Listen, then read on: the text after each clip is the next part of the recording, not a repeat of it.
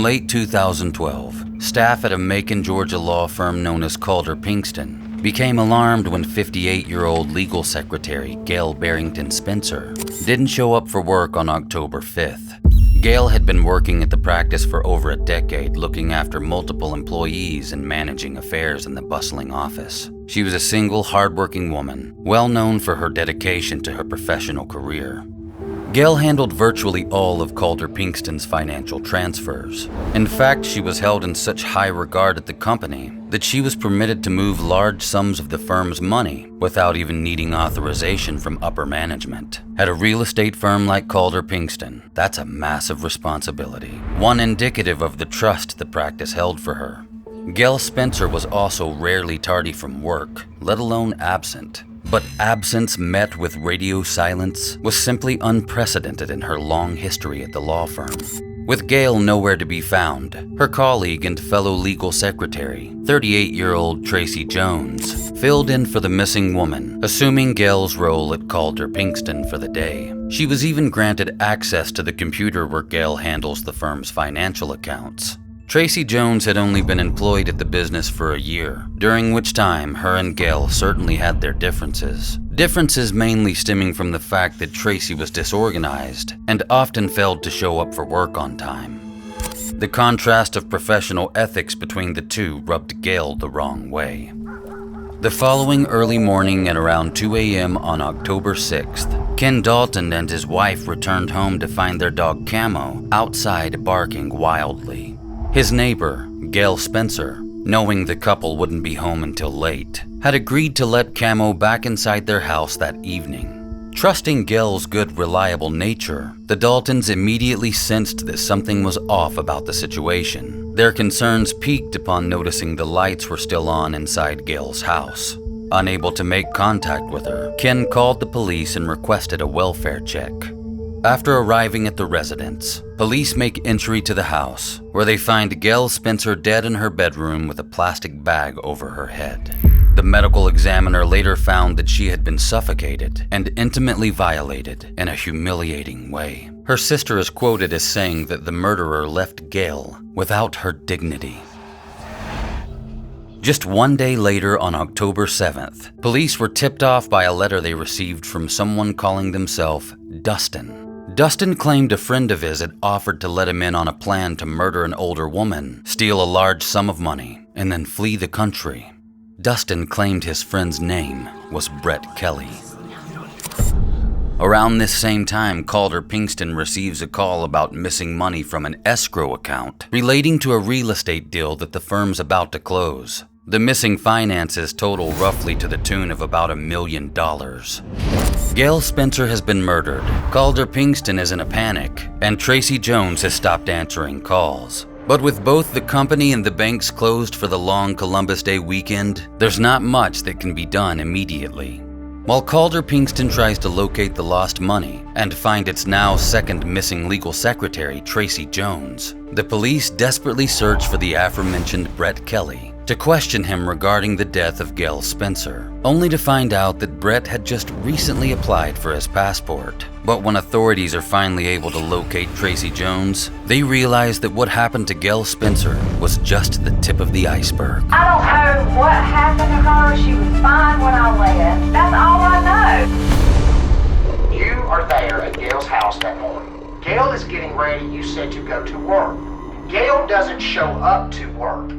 And we all thought that was weird. 58-year-old Gail Spencer was found dead in her home on Stinsonville Road Saturday morning. Her body was found after firefighters responded to a welfare check. Spencer's death was a result of, quote, suffocating at her home.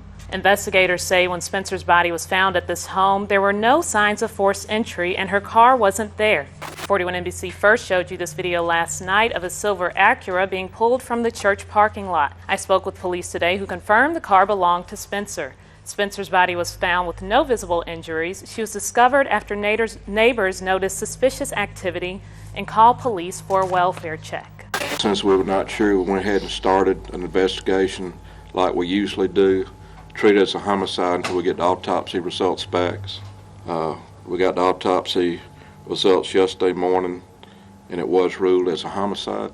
Neighbors I spoke with declined to go on camera, but they described Spencer as a sweet person who loved animals and was devoted to her job.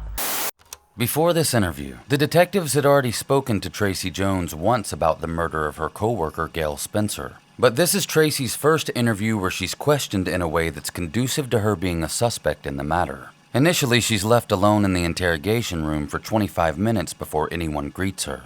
This room might look somewhat familiar if you recall the Lauren Giddings case from 2011. And that's because it is in fact the same room where murder suspect Stephen McDaniel was interviewed roughly a year prior to Gail's murder. Stephen was later convicted of killing, intimately violating, and dismembering Lauren Giddings in the very same town where Gail Spencer's body was discovered. I mean, we just don't know where she is.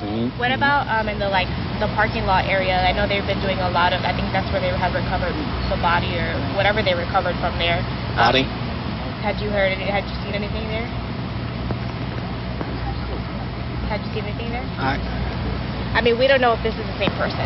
You know what I mean? Like, they took out a body there earlier. We don't know if it's the same person or not. So that's why we're trying to ask people if they know who lived there. Are you okay, sir? I think I need to sit down. Okay.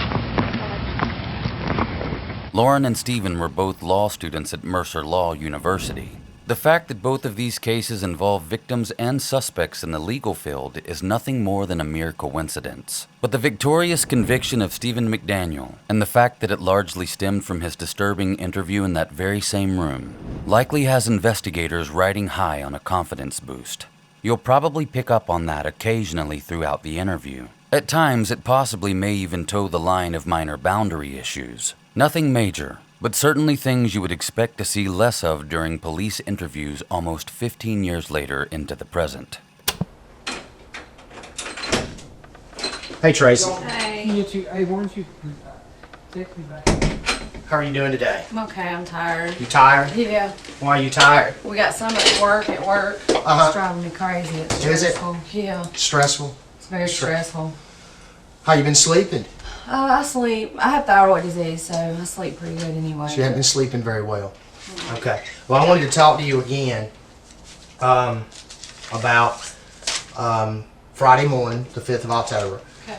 Now, let's go over what happened with you that morning, okay? Okay. Tell me everything from that starting, okay? When I got up. When you got up, and Okay. let's go through the story. Notice the moment Detective Shirley asks Tracy to recall, in detail, her actions on the last day her murdered co-worker was seen alive. She immediately pulls her left leg into her chair and proceeds to hug it close to her body. Hugging oneself could be seen as a sign of self-soothing and may indicate nervous vulnerability. Tracy is likely trying to make herself feel safe. This could also be a defensive measure and an attempt to place a shield between herself and what she perceives as a potential threat. The positioning of Tracy's chair, the detective's seat, and the door in the background are all significant features of this interview. Tracy is literally in a corner with nothing in between her and the man assertively asking her questions. But she is right next to a door that she's, so far, free to walk out of at any time. The detective can use all this to his advantage in order to change the dynamics of the interview whenever he feels like applying or releasing pressure. All right, I got up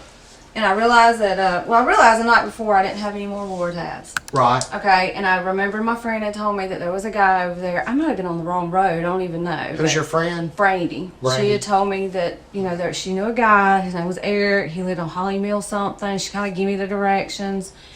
And so I said, all right, well, I'm going to get up and I'm going to go over there and see if the lights are on or something. I'll knock on the door and let him know I know her. So I got over there, and like I said, I might have been on the wrong road. I don't know, but I chickened out. There was no lights on none of them houses on that road. So my car wouldn't crank. So I walked up to Gail's because I knew Gail lived there. I was kind of scared she'd see me ride by and she'd be like, well, what are you doing over here? You know what I mean? So I knocked on the door. She came to the door.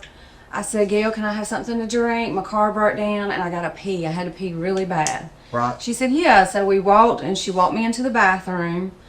There was no toilet paper and I had to holler, Gail, there's no toilet paper. So she just cracked the door and, kind of threw it in there to me. Well, I came out and I said, well, get me something to drink. She kind of stayed in her bedroom the whole time. And I got me something to drink and I heard the door shut because I was at the sink. And so I hollered through the door. I said, Gail, I'm gonna go try my car. If I don't come back, you'll know I got it. But if not, I'm gonna have to come back. You might have to take me home so I can get ready to come to work. And Why'd you go over to Gail's? I just told you that. Why did you go over there? Why? Because I was kind of scared she had saw me ride by her or something, because I knew she was up, because she's told me she gets up early every morning. So if you were scared that she saw you ride by, why would you go over there? Because I was scared she saw me. And then she'd be like, what are you doing over here? And I'm not going to say, Okay. oh, well, I'm over here trying to find some drugs. All right, so anyway. You know what I mean? So you go back to your car. Mm-hmm. Continue. Okay. I get back to my car, and I try it, and it cranks up. And so I go home. I get my son up. I get him ready for school. I get ready. I take him to school, and I go straight to work. Your son? My 15-year-old. Okay, the 15-year-old. I thought you said you had two. I do, but the 17-year-old don't go to school. Okay. What's their names? Scott and Dominic. Scott and Dominic? Okay. So you get dressed, take them to school, and then what? I went straight to work. What time did you get to work? About 8:30. Okay. What kind of car were you driving? My car. Your car? And you have what? Honda Civic. Okay. What color? Silver. All right. Detective Shirley likely knows the answer to some of the questions he's asking right now, such as how many kids Tracy has, their names, the model of her car, the color, and so on. But asking questions he knows the answer to helps him establish a baseline for how Tracy acts whenever she's telling the truth. This will in turn help him detect potential attempts at deception later on. While it's true that studying body language behavior isn't a certified way to detect when someone is lying, analyzing a cluster of markers over an extended period of time can help authorities expose soft spots in a potential facade. A facade is simply a deceptive outward appearance. It's not an indication of guilt, but breaking through it may well steer interrogators closer to the truth. Was there anybody with you When you went over to where Gail is? No, nobody was with me. Nobody was in the car? Did you ever use Gail's phone? No, I did not use Gail's phone. Okay. All right. What was wrong with your car? I think the battery cable gets loose sometimes, because it does it on me often. Okay. So usually when it don't crank, the first thing you would do is check that battery cable, right? That or just sit there for a little bit and it'll finally crank. I don't know why it does it, but I guess it needed tightening. But that morning you decided not to sit there and wait or jiggle around with it. You just walked over to Gail's. Yeah, I was nervous. I was scared because I never knew this guy. I'm not one to go buy drugs. I really didn't know what to do with myself. You know what I mean? So I said, well, I'm just going to walk over to Gail's. I was scared she saw me, give me something to drink. I was about to die of thirst, and I had to pee really bad. So I said, I'll just walk up here. And I knew she had been sick. You know, she was sick Wednesday. I didn't get to see her Thursday at work. What was she wearing? Was she in her pajamas? No, I think she had on work clothes. Like what? I'll be honest, I can't remember. It seems like it was like an orangey top or something like that. But no, she had work clothes on. I know it wasn't pajamas. Okay. And she told me, she said, well, I got to get ready. And she, like I said, she hauled back to her bedroom. It was like she didn't want to deal with me or something. She got a glass of water, right? Yeah, I got me a glass of water. Okay. Was it a glass, a cup? It was a green cup. Green cup, okay. So you can remember it was a green cup, but you can't remember what Gail was Yeah, wearing. but I guess because I looked at it. But like I said, because she came to the door and she hauled back to her bedroom. Okay. I couldn't tell you what I had on that All right. morning. Well, let's do this. Let me go ahead and let you know this, okay? Okay. All right. And I'm not trying to be rude or mean. All right. But I am going to be firm with you. Okay. All right, Tracy. The lower tab deal, going over there to Eric's and everything. All right. I've already confirmed that's a lie. That's a lie. That's not a Listen, lie. listen to me. Okay. Listen, Tracy. I don't know if you have done gotten yourself. I don't know if you were involved in this from the beginning or if you got drug into it and didn't mean to. But your story about going over there to get drugs, I've already done talking to people that said no, it's a lie, okay? And the fact that you knew where Gail lived at, no, that's a lie too. All right. So listen, the only thing you're going to do is make it harder on yourself. Okay. So let's stop the bullshitting. Do you want to help yourself or do you want to go deeper? And I'm not bullshitting. I don't know what happened to her. She was fine when I left. That's all I know. How would I have anything to do with what happened to her? I also know that you weren't alone. Yes, Also, I was alone. No. Tracy, Yes, I was no. alone. Okay. All right. Okay. Okay. Negative. You were not. Okay. If you're a long-term follower of channels like Jim Can't Swim, you'll likely recognize the read technique being used here. This is orchestrated in an interrogation when a detective asserts that he definitely knows a suspect did something or that he can prove their guilt, even when that may not actually be the case. Once the read technique is performed, the next step is often monitoring the suspect's response to the accusation. Both innocent and guilty people will likely display agitation, but when measured on a scale of 1 to 10, an innocent person will likely hit a 9 or a 10 and stay there. On the other hand, someone with a higher chance of being guilty will likely come in at about a 3 or 4 before quickly settling down into a quiet, attentive state in order to find out what the detective knows. You have kids? Yes, I do. Okay. You have a 15-year-old? Yes, I do. Right. And how old's your other? 17. Okay. Your 15-year-old, right? He's still in school, still basically a baby, everything else, okay? You need to start thinking about him, okay? I know that. All right. So you need to start thinking about him. Now, are you going to keep lying to me or not? I'm not lying. Why would I have anything to do with any Tracy, of this? we know better. Tracy, You know better. we know better. Okay. Okay. We know better. All right. We know things already. All right. Okay. So now you're going to sit here and lie or not? I mean, I'm not lying. I've told you everything. All right. You didn't go over there to get no Lord house. Yes, I did. Okay. All right. Who gave you the information? My friend Brandy. Brandy who? Okay. So if I talk to Brandy, is Brandy going to say, yeah, I told her? I'm sure she will, but her husband don't know she takes Loratab, so I don't know. Okay. But she told me that. I don't have anything to do with none of this, and it's really breaking my heart that I like Gail. I love Gail. All right. I don't know what happened to Gail, but I know that She's dead. I know she's dead, Okay. and you don't think that don't upset all of us? All of us is in who? Me and everybody at work. Yeah. It's driving us crazy. Let's do this, Tracy, okay? Let's do this. Let's put it, all right, you are there at Gail's house that morning. Gail is getting ready, you said, to go to work. It looked like she was to me. Okay? Gail doesn't show up to work, all right? And we all thought that was weird. Okay? Then, Saturday morning, at 3:30 Saturday morning, she's found dead in her house, still with her work clothes on. You are the last person to see her alive. But that don't mean I had anything to do with it. I don't know. You're the I one, know I you're going to have didn't. to convince me. I know I didn't. Why do you think I was telling you? I don't know if there's something that you got drug into. I promise you, I'd have Okay. no. If I knew what happened to her, I would have done came to you and told you, because I'm that type of person. I would have done came down here and said, this is what I think happened, or this is what.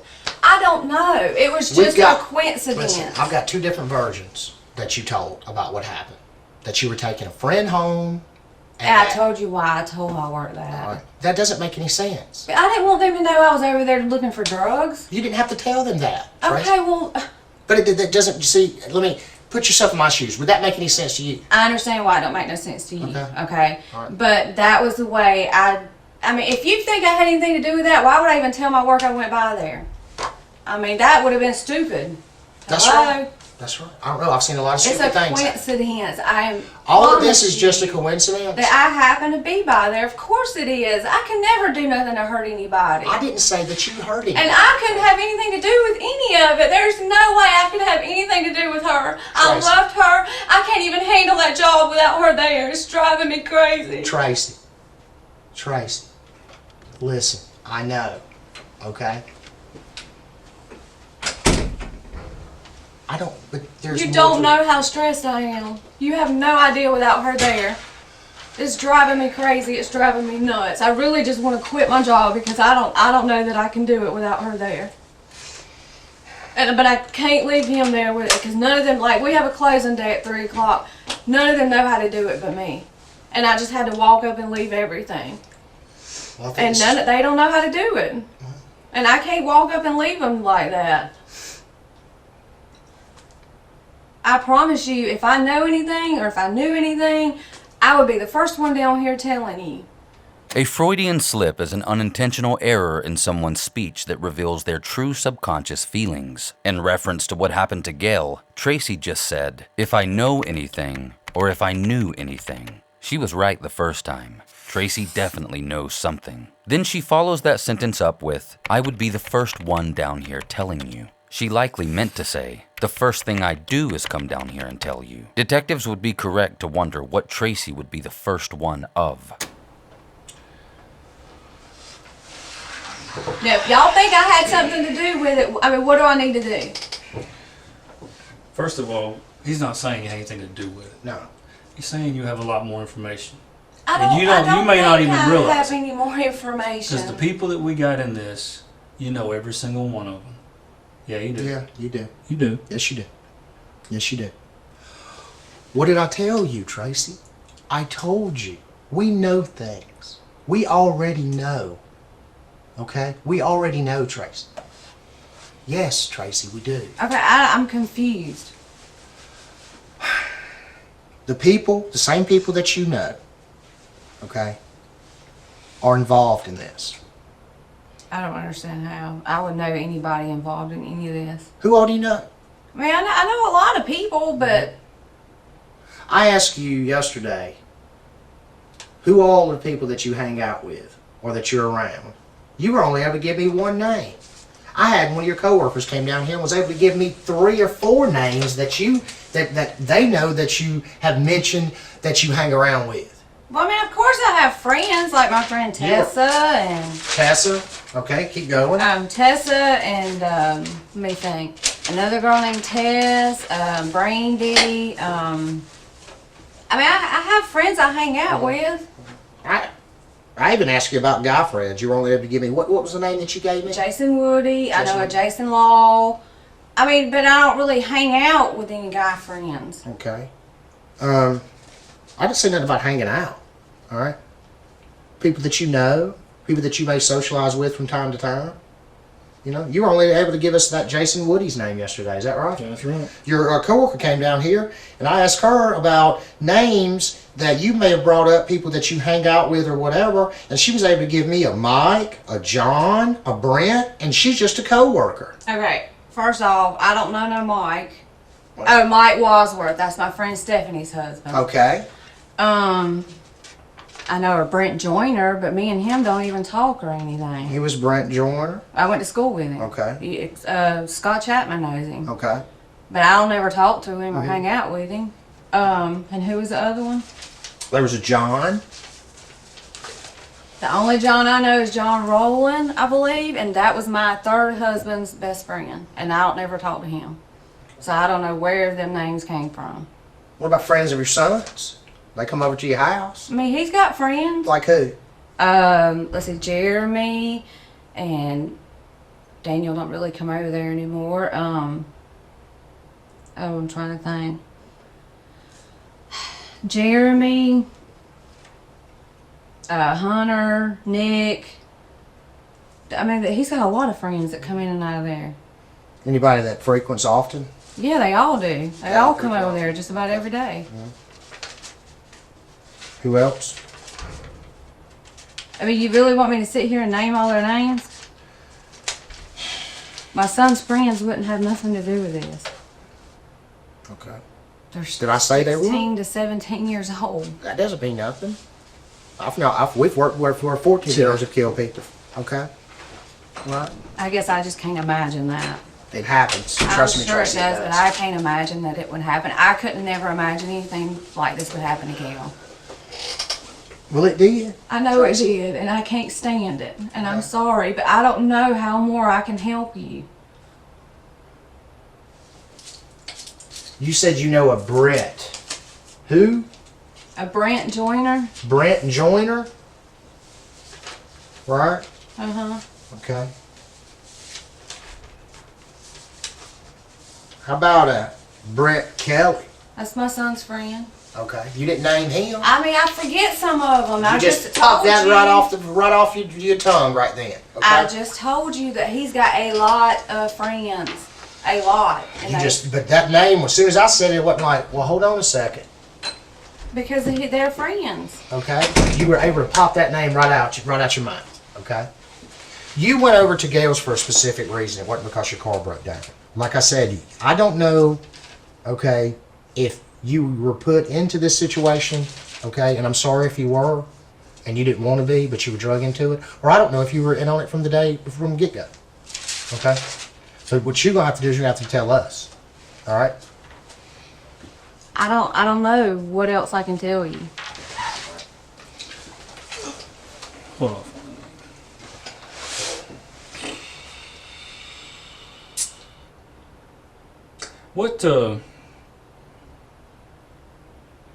What business is at 233 Peachtree Street, Atlanta, Georgia?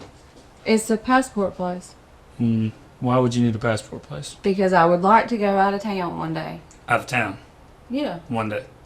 It seems odd that someone would apply for their passport to, quote, go out of town someday. Most innocent people in this situation would just say that they're planning to travel to another country. But obviously, Tracy Jones isn't most innocent people. I plan on me and my kids and going to the Bahamas or somewhere as soon as we can, just for a couple of days. Are you aware that it's an expedited passport place? No, what does that mean? That means they do it fast. Oh. 2 weeks. Boom. And it costs a lot of money. Yeah, I understand. You know you can get a passport at CVS. Yeah. No, Walgreens. I didn't know you could just go in. Yeah, and it just get takes one. longer. And it only costs a little bit of money. Yeah, I didn't know that. When did you contact this passport place? I don't know, one day last week. One day last week. You don't remember what day? No, I don't remember what day. Who did you speak to? What do you mean who did I speak to? I called them. Mm-hmm. Okay. And who all was planning on going with you on this trip? Well, I want to take my boys, but there's some things I have to get their daddy to do. Who's their daddy? Leonard Scott Daniel. Leonard Scott Daniel, okay. So, why would Brett's name be involved in it? Because him and my son are very good friends, and he wanted to go with us. You said one day. You're talking like it's going to be next week. Well, I mean, Tracy. I would like to go soon, to be honest. You don't know if that with you. boy next, I mean, you're talking about one day. You said, no, you said one day, Tracy. You said one day. Now, if I tell him one day, I'd like to get married. That could be a year, 5, 10 years from now. But I'm not going to go out and buy an engagement ring. You're taking my words and you're protruding them. We're telling you exactly how we take it. All right. That's what you told us. I just what you repeated said. exactly back to you. I just said, you said one day. That doesn't mean next week. If you were going to go next week or next month or even a year, then you would have said, well, we're getting ready. We have plans just like people do on a cruise. Well, next year we're going to go on a cruise. But you said one day. One day. And then you said, Brett, one day I'm going to take Brett. Do you see, Tracy? It's not adding up. Everything's I completely understand. It's not adding up. I completely do. But I've told y'all everything. I've told you everything. No, Tracy, you haven't. Yes, I have. No. Okay.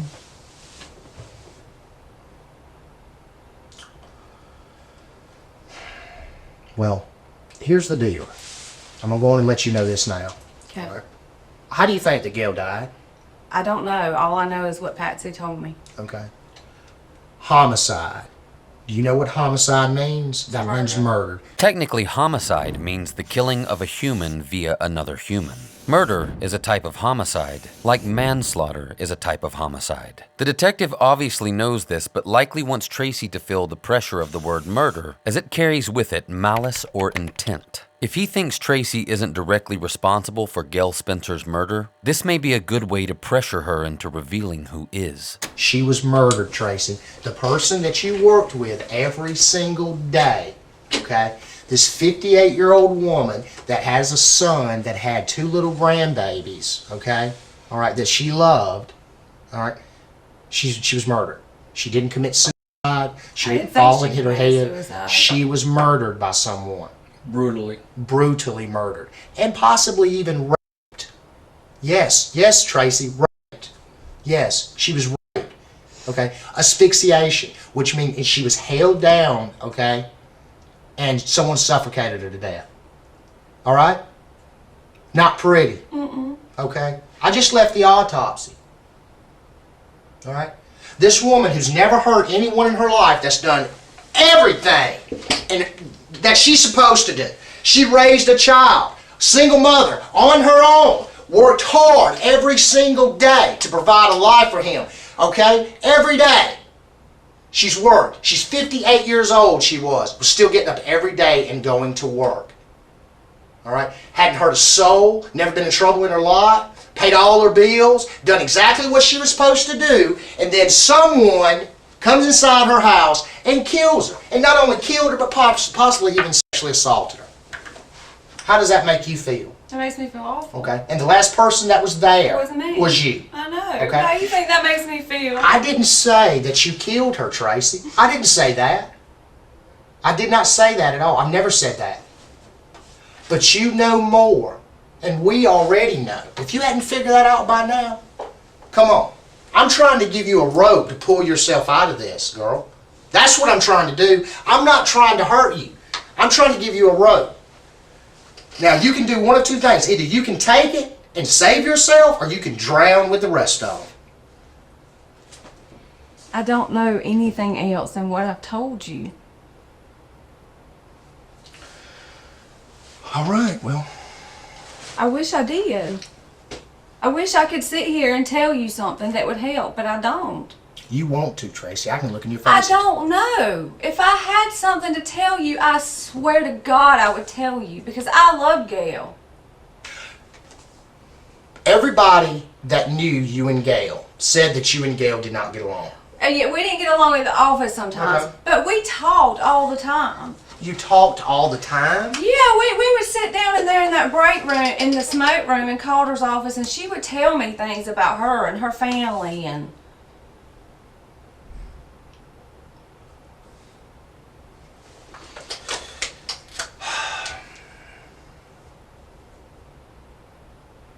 I promise I would tell you. If I knew more, I would tell you.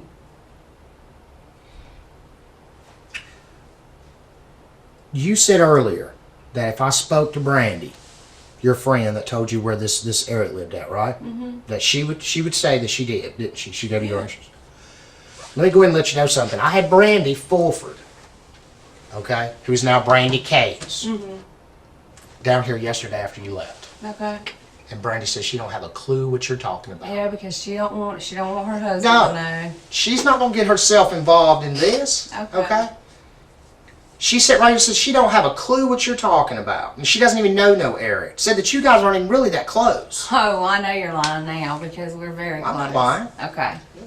Well, she lied because we're very close. We talk almost every day. I don't know. Your definition of close doesn't seem to be the same as ours. No. We've got your co-workers and everything else saying that Gail didn't care too much for you because okay, well, Gail didn't care too much for me. I had no idea about it. Because as far as I knew, me and Gail were fine.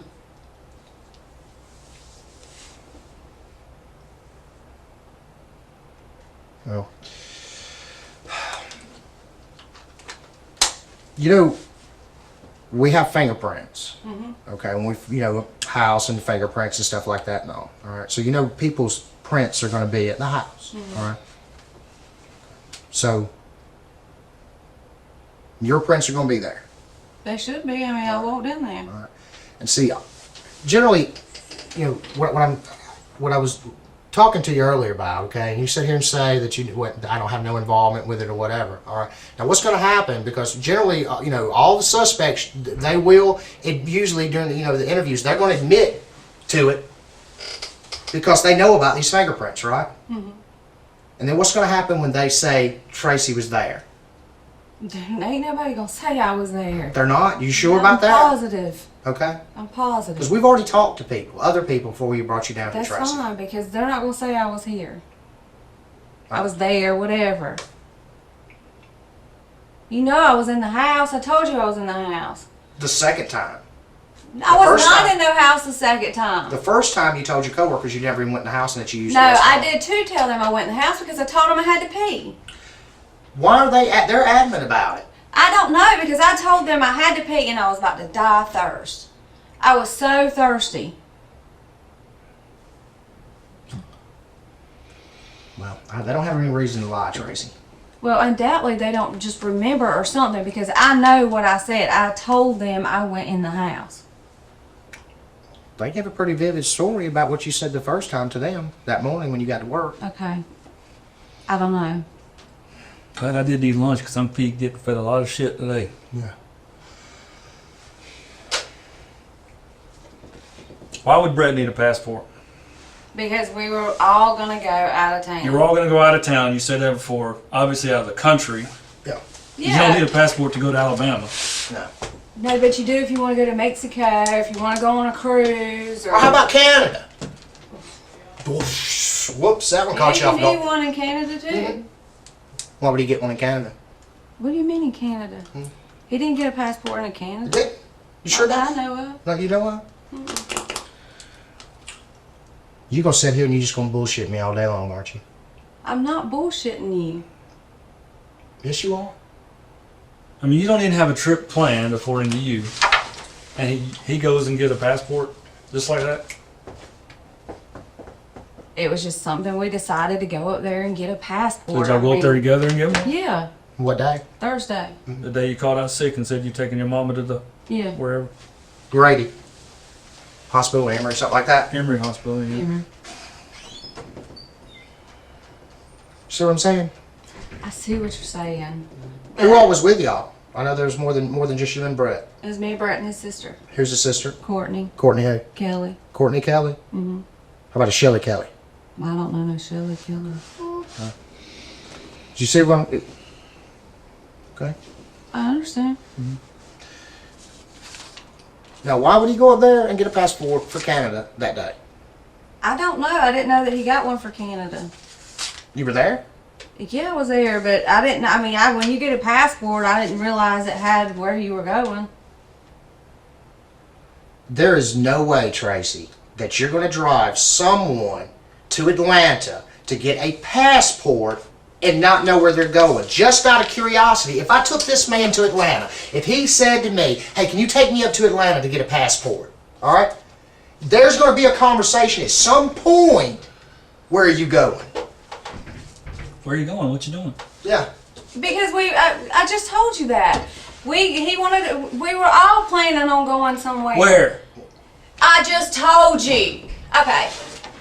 I mean, come on. You haven't told us where. No. I told you I want either we're Mexico or we can take a Those cruise. are just a bunch of. That's just.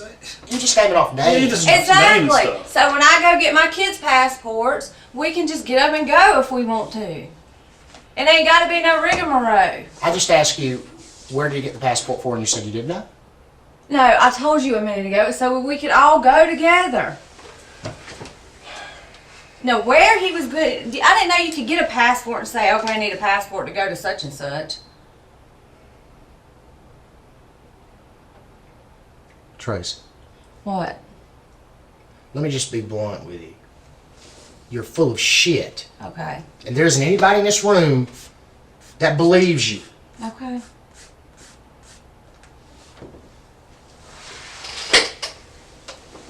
What was it? Did you get a phone call to come over there and pick somebody up? No, I didn't. Gail Spencer. Is that what that was? No. Is that what it was? That's why you didn't get dressed for work yet. That's why you had to run over there, pick them up, and then go back and get dressed and then go into work. No, it's not. It's not? No. Okay. Did you take someone over there? No, I did not. I went by myself.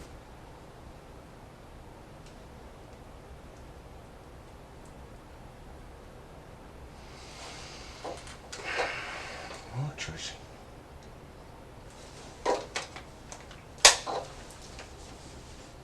Who's Lisa? I don't know Elisa. You don't know Elisa at all.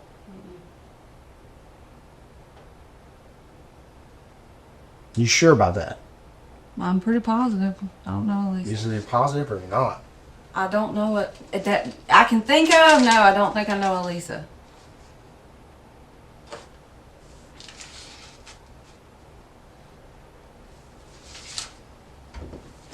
Lisa Kirby. I don't know. Doesn't sound familiar to you? Who? Lisa Kirby. I don't think I know Elisa Kirby. That sound familiar? Mm-mm.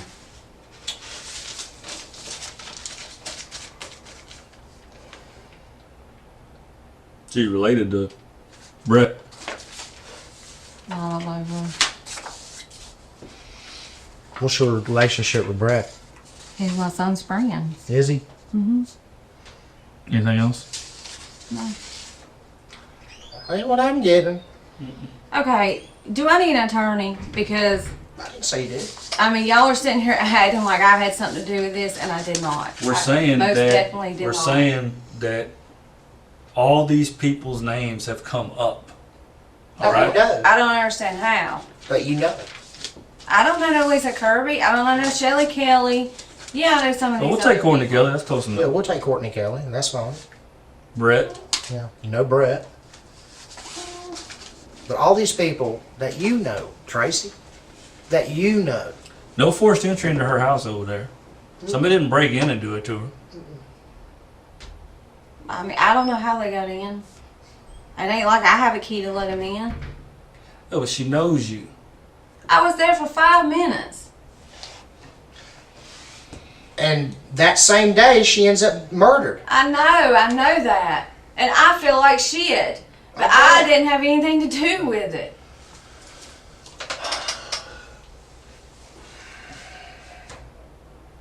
And you said they. What are you talking about? You said they. I never. Who said that there was more than one person over their house? What are you talking about? What are you talking about, they? I said I didn't have anything to do with it.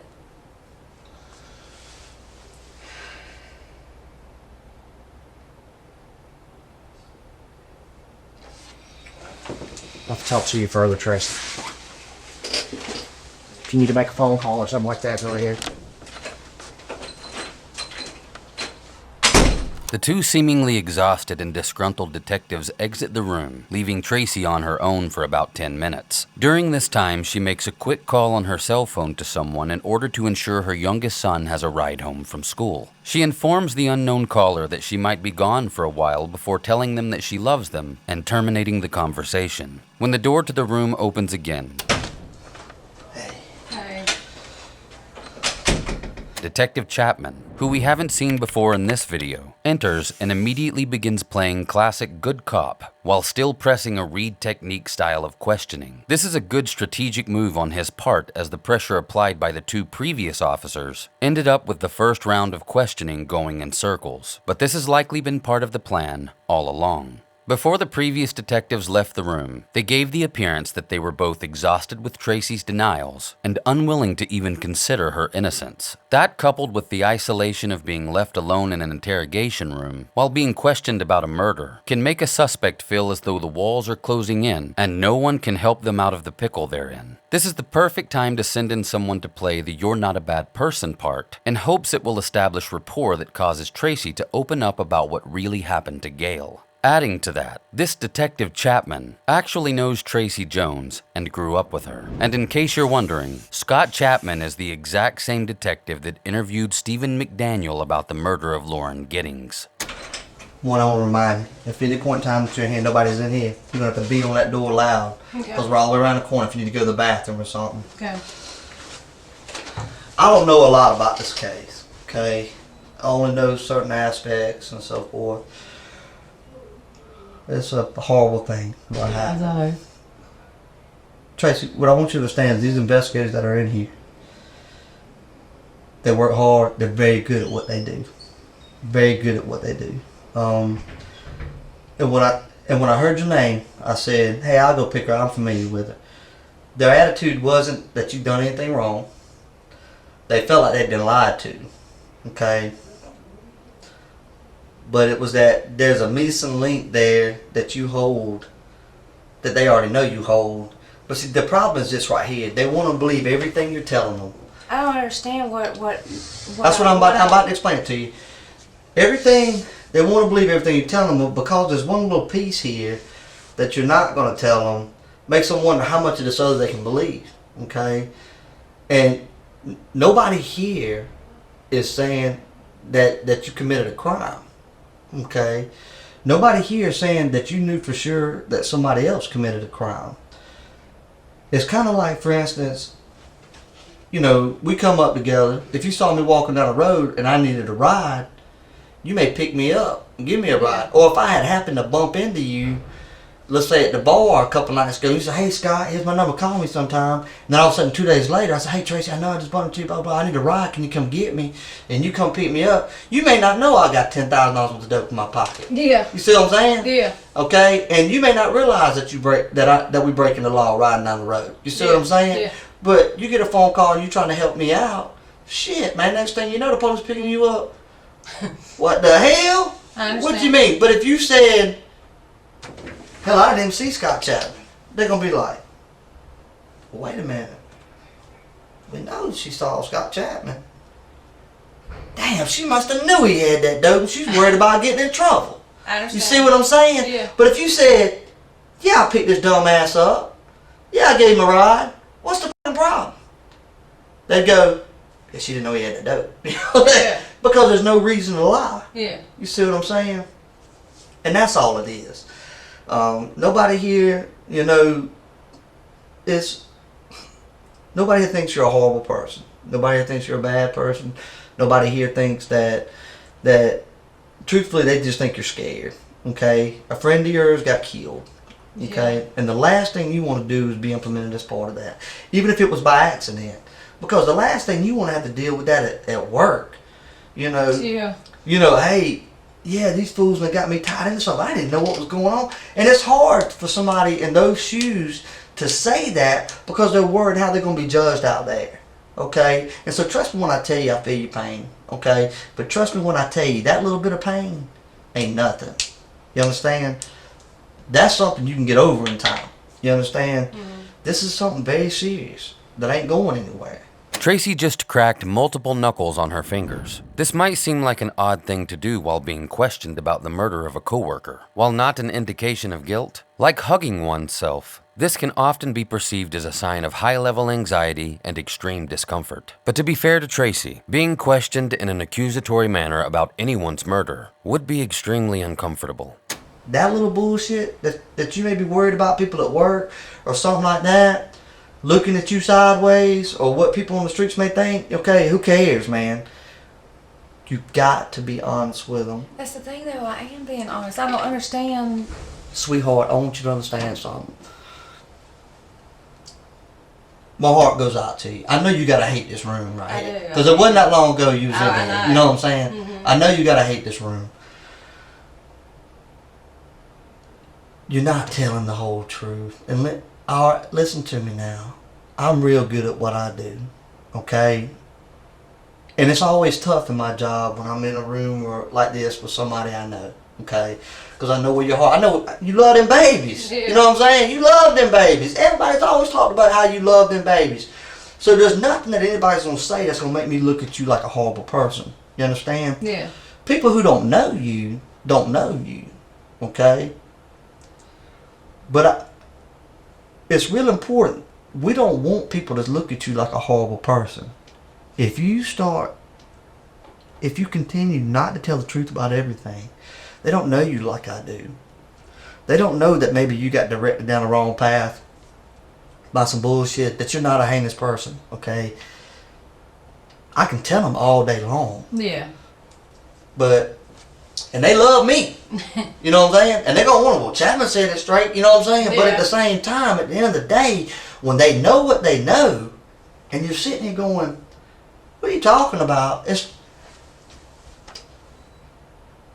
I'm going to go ahead and tell you, even though I know you, and even if I didn't know you, that whole bullshit about I just happened to be in that neighborhood that morning and my car broke down and it started back up, I mean, if it was my own mother sitting, I'd be going, damn, Mom, you should have come up with some better shit than that. You know? I mean, that really is what happened. I understand, but I'm just saying, I just said, Mom, I mean, if I had anything to do with it, it's like I told you, if I had anything to do with that, why would I have even told them? The same reason they all do.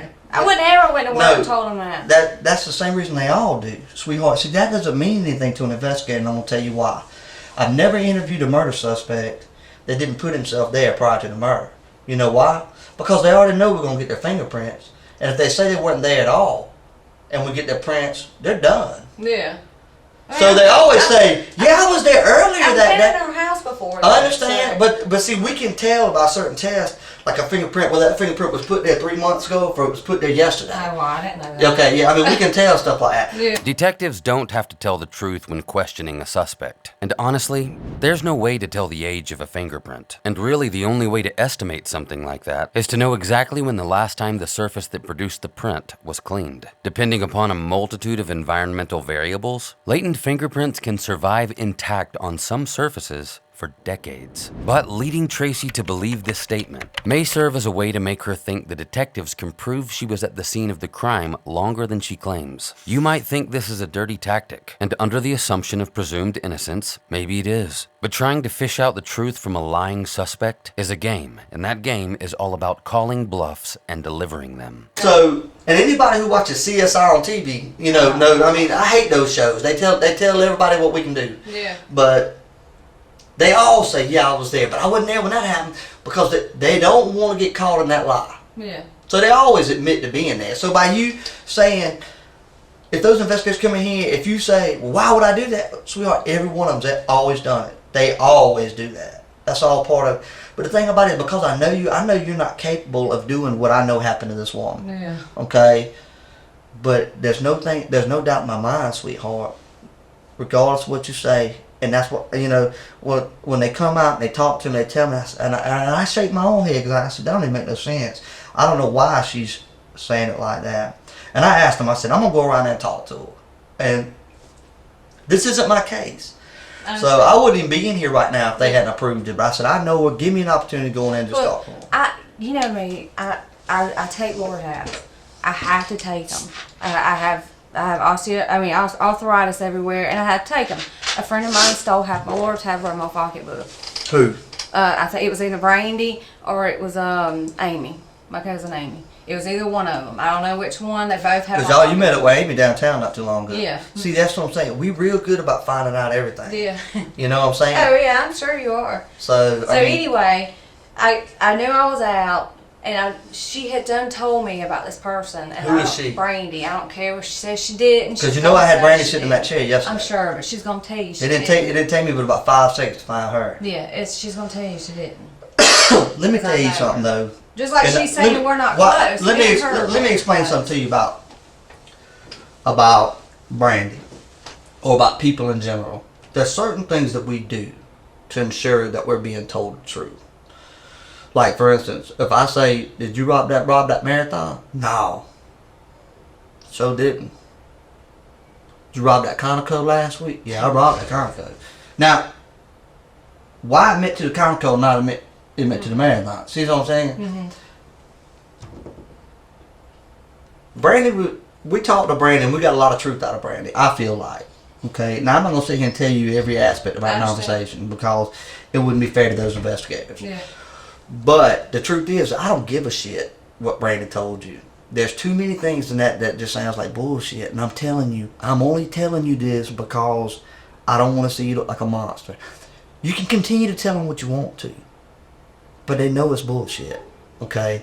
Alright, now they may let you chill in here for 5 minutes, they may let you chill in here for 15 minutes before they come back. But trust me when I tell you, if you continue to tell that lie, and I'm not saying that you got to say, Scott, that ain't a lie, you ain't got to tell me nothing. I'm only telling you that if you continue to tell that lie, they already know it's a lie. They can prove that lie. They already know it. Only reason why I'm in here right now, and I'm not going to tell you how they can prove it. The only reason why they're asking you isn't because they want to know. They just want to see how honest of a person you are. That's it. Because they already know the truth. You understand? They're just trying to figure out what side of the fence you're standing on. You understand? Mm-hmm. Because it's kind of like Shane to me. Everybody knows I love Shane Anderson. Yeah. You know what I'm saying? So, if something ever happened and with Shane, and I was the one that interviewed him, people gonna have to wonder, what came first, my loyalty to Shane or my loyalty to the job?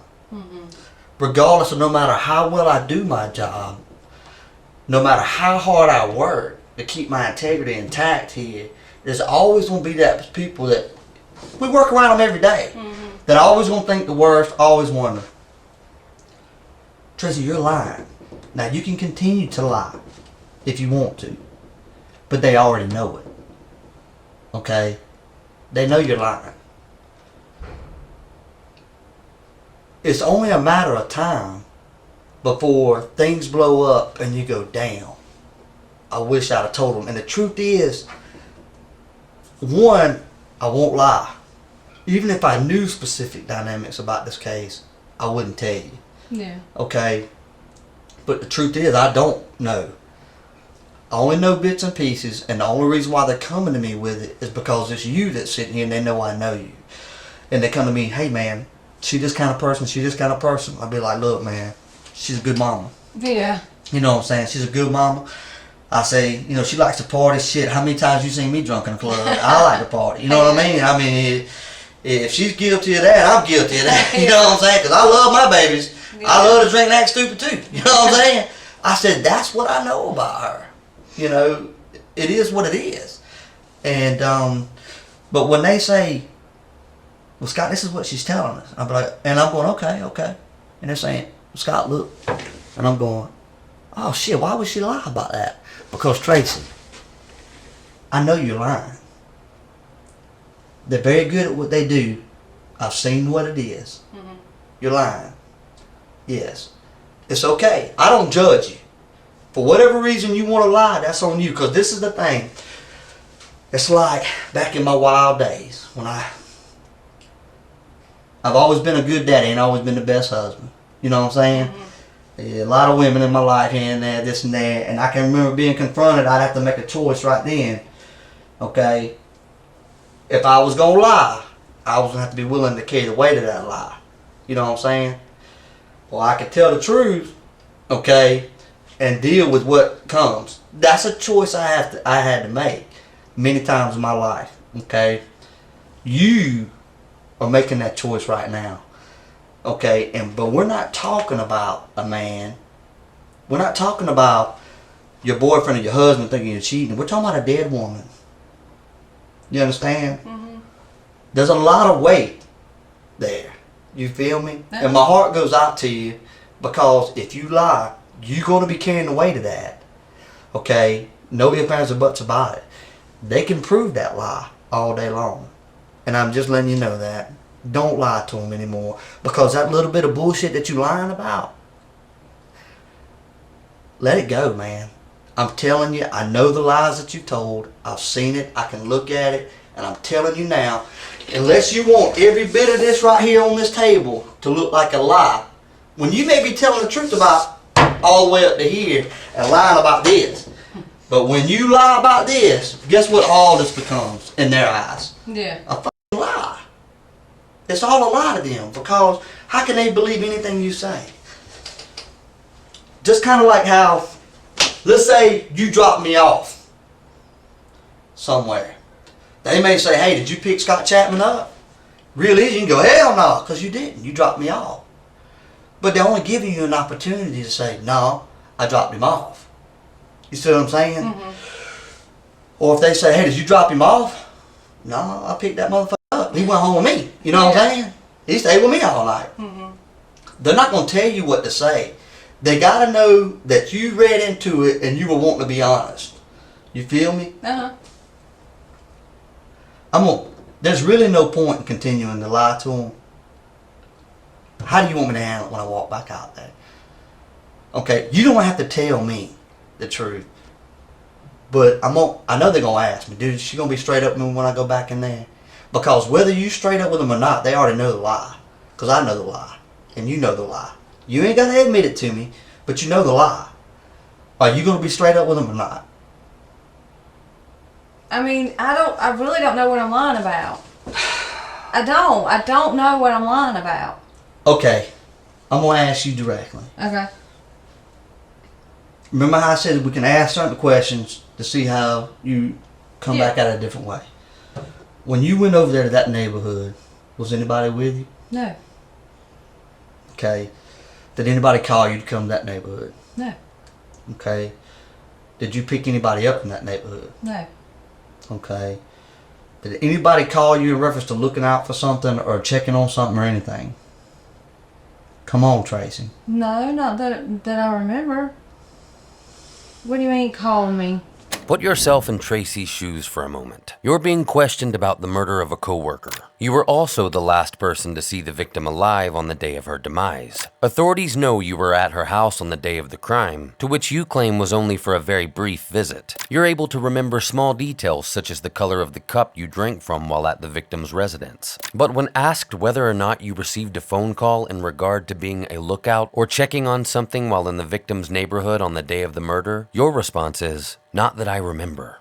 Does this sound like a reasonable answer given by someone who's innocent and knows nothing about the crime? The detective doesn't think so either. The question presented to Tracy was specific and so far removed from vague that it simply demands a definite response. For example, if I were to ask you if you ate any meat last Tuesday, a response like, "I don't think so," or "I don't remember," would likely suffice. But if I had asked you whether or not you ate meatballs last Tuesday that were shaped like Christmas trees while sitting on a specific street, "Not that I remember," likely wouldn't be an adequate response. In fact, it would lead into my next question, which would probably be, what do you mean you don't remember? You don't remember whether or not you sat on a specific street eating meatballs shaped like Christmas trees last Tuesday? Recent specific details such as this are hard to forget, and that's what makes Tracy come across as deceptive. Tracy, you're lying. You're lying. You're lying. What am I lying about, though? You're lying about why you were in that neighborhood. I was really Tracy, in that stop neighborhood it. to find No. drugs. Yes, Okay, I was. listen to me. Sure. Whatever. Tracy, you're lying, baby. I'm trying to tell you. It's really ridiculous why you're lying. It doesn't make any sense. Nobody here passes judgment. You know, we see the worst things down here, okay? We deal with people doing all kinds of things. They locked up your old man for child molestation, right? Yeah. Okay? I mean, we see the worst shit. And when I see Scott, I feel like, what's up, buddy? You know what I'm saying? We do our job at the end of the day, okay? It's up to a judge, jury, and the DA's office to decide people's fate. We're like secretaries. We document it all. We find probable cause, make an arrest, we do so. They decide your fate. We have no say-so in that. Okay? The detective is telling the truth here. He's also just revealed that his department previously had a hand in locking up Tracy's father for molestation. It's unclear whether or not she was the victim in that case, but judging by the demeanor of the detective, interrogating Tracy is not a task he takes lightly. You don't have to worry about people looking at you like you're awful. Okay? But when you lie, they think they're awful. You understand? Mm-hmm. We don't pass to... We know about Brett, okay? We know about the relationship there. We know about all that. I don't even care. It doesn't even matter to me. It doesn't. I'm sure that's probably got some embarrassment with you right now. You feel like these grown men are looking at me because I'm messing with this young boy or whatever. Who cares? Do you know how many grown men around here wish they had a 19 or 20-year-old girl? You know what I'm saying? Mm-hmm. Who gives a shit? Demi Moore opened that door for everybody. You know what I mean? Uh-huh. So get that. Who cares, man? I mean, I don't understand what my personal relationship has anything to do with any of this. Okay. Tracy is 38, and the person in question, Tracy's son's friend, Brett Kelly, is only 18. It's not illegal for her to have an intimate relationship with this person. It's also no secret that Tracy is romantically involved with this young man. But the fact that she left this person out when listing off her son's friends for the other detectives earlier, coupled with the denial and avoidance of the fact that Brett is indeed her boyfriend, does make her look highly suspicious. Sweetheart, that investigator's pretty much told you we know all the players in this deal. Mm-hmm. Okay? You have a direct link to the victim in this crime. She works with you. Mm-hmm. And you have a direct link to the suspect in this case. And you were in the neighborhood when everything went down. You can lie all day long, sweetheart. But at the end of the day,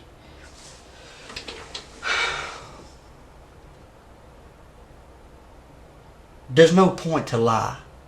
When I picked you up today, were you handcuffed? Mm-mm. No. Okay. At any point in time, has anybody advised you of your rights? No. So that means you're not what? Being arrested. You're not under arrest. Okay. Right now, we're looking for a witness. You understand? Mm-hmm.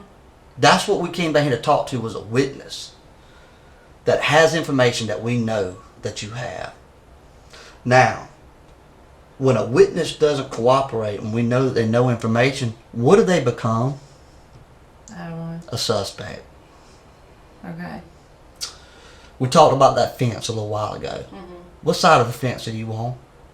I mean, I want to be on y'all side. Okay, no, because see, on my side is over here. Mm-hmm. You're a witness. I'm not going to lie to you, sweetheart. You coming real close to being a suspect. No ifs, ands, or buts about it. Let me tell you why. Because you're lying, Tracy. Look at me. You are lying. I know you're lying. I know you're lying. I know it. They know it. They're sitting around there eating Arby's sandwiches and Subway, just waiting to come back in here, just waiting to walk back in here in a minute and go, are you fucking retarded? You know what I mean? That's what they're going to do. That's what they're going to do. Why? For what? Help me understand. You got a little boy toy? Who gives a fuck if he did something fucking stupid? And if you know about it, you need... You wouldn't have done Stop. That. Sweetheart, be real careful about what I know. Because I've already told you at the beginning of this conversation what? I'm not going to tell you everything I know. Yeah.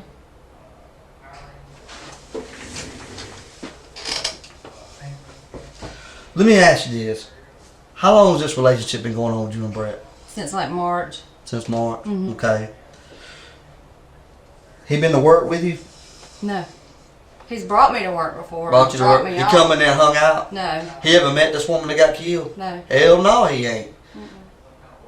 So if we know he committed a crime, and the only link to the victim in this case is who? I don't understand how he could have done this. How could he not have? Why would he? To summarize what we're skipping through, the detective continues to press Tracy, asserting he knows her boyfriend Brett is the one responsible for the murder of Gail Spencer. He also continues to apply pressure with the narrative that Tracy was somehow involved, as he lays out hypotheticals that paint a picture of how Tracy will look in front of a jury if she comes clean, versus if she continues to lie. He then ramps up the interrogation by verbally using Brett Kelly as some kind of mental ransom. While possibly an odd move, it sends a clear message that Detective Chapman is no longer the old friend she so desperately needed to pull her out of this hole. The water she's found herself in is deep, and Tracy can't swim. I'm going to go ahead and tell you this. Protect him if you want to, but I own him. I don't understand. Listen, how protecting anybody. I'm going to tell you right now, those investigators that were sitting right here, they own him. They own him. It ain't your boy toy no more. That's on Carmichael and Detective Shirley's boy toy from this point on. From this day forward, he ain't yours. You understand? Mm-hmm. It's up to you, sweetheart. Let me ask you a question. You ever seen what a little young boy does when he's sitting in a chair interviewed by detectives thinking about he may spend the rest of his life in prison? Mm-hmm. They cry like little girls.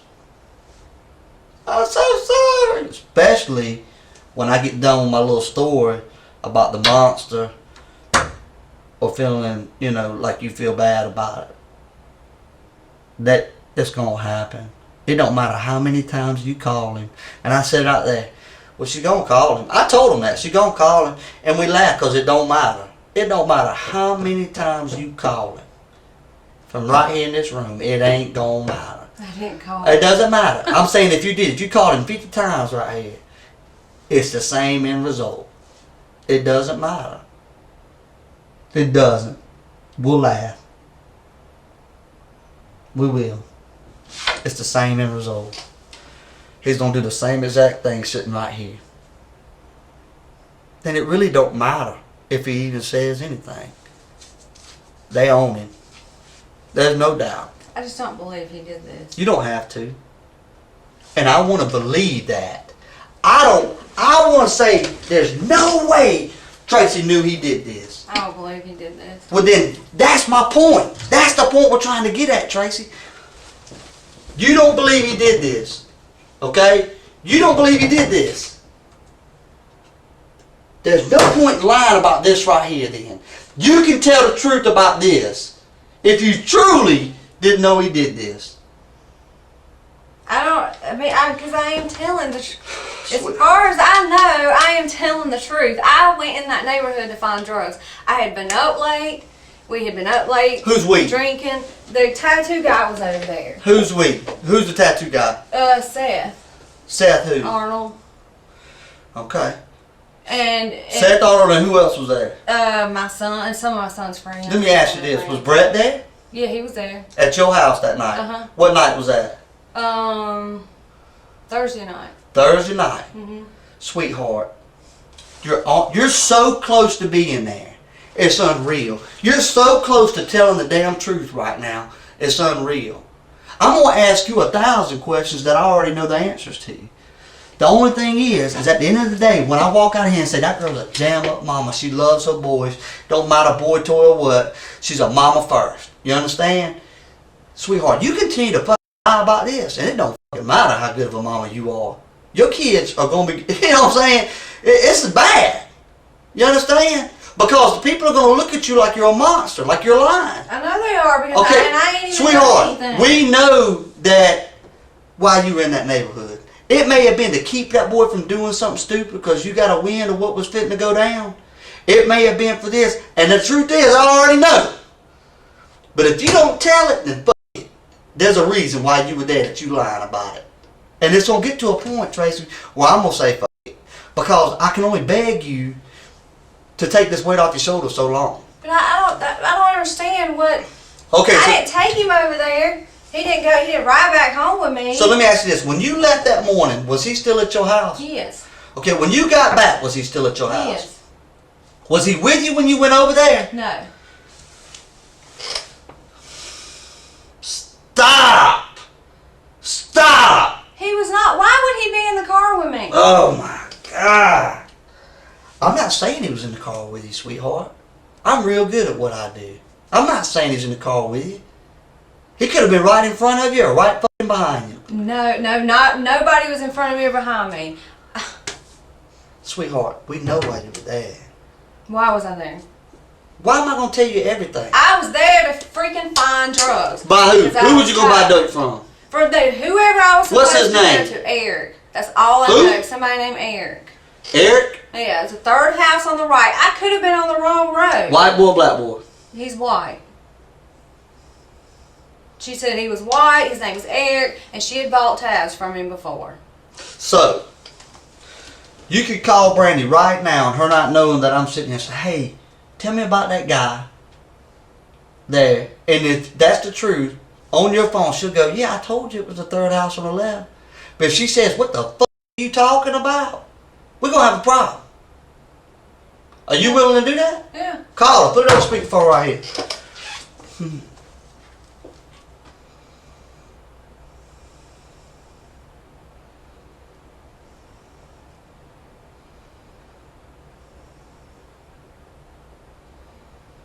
Now, it depends on who's around her, because if she's at home and her husband's around her, she's not going to say yeah. She won't. Her husband won't know what you're asking. To say, was it the second or third house? Hey, Brandy. Sorry I missed your call. Leave it.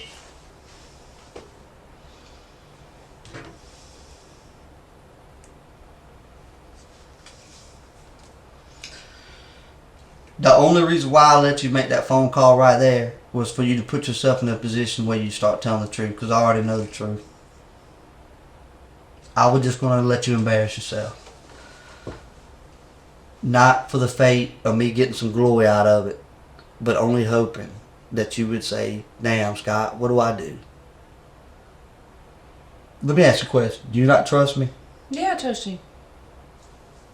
To further summarize, Detective Chapman has just de-escalated the interrogation back down and retransformed himself into a person that might be able to help Tracy. Strumming chords on the heartstrings of rapport is common and highly effective in interrogations. But what makes this interrogation different is the fact that this detective has actual genuine rapport with Tracy, and that's probably the officer's most valuable asset. He continues to attempt to coast on this while affirming to Tracy that he doesn't normally get involved in cases dealing with people he knows. He wants her to think he's made a special exception just for her. This will likely lead Tracy to believe he cares about what happens to her, and this increases the chances of her divulging important information about the crime. The detective continues to attempt to convince Tracy that he has evidence linking both her and her boyfriend Brett to the crime. Brett as the murderer, and her as the accomplice. He pleads with her to stop lying before leaving Tracy alone in the room for a third time, during which she seems to be doing something on her phone. Just before the detective re-enters the room, a curious voicemail can be heard playing from Tracy's phone.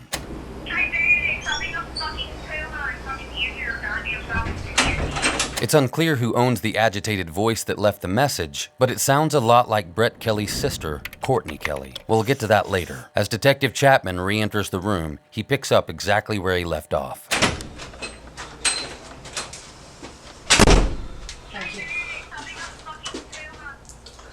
All right. I ain't gonna lie. They said, "What is she doing?" I said, "Lying." That's all I said. But I told them, I said, I tried to. This is the thing.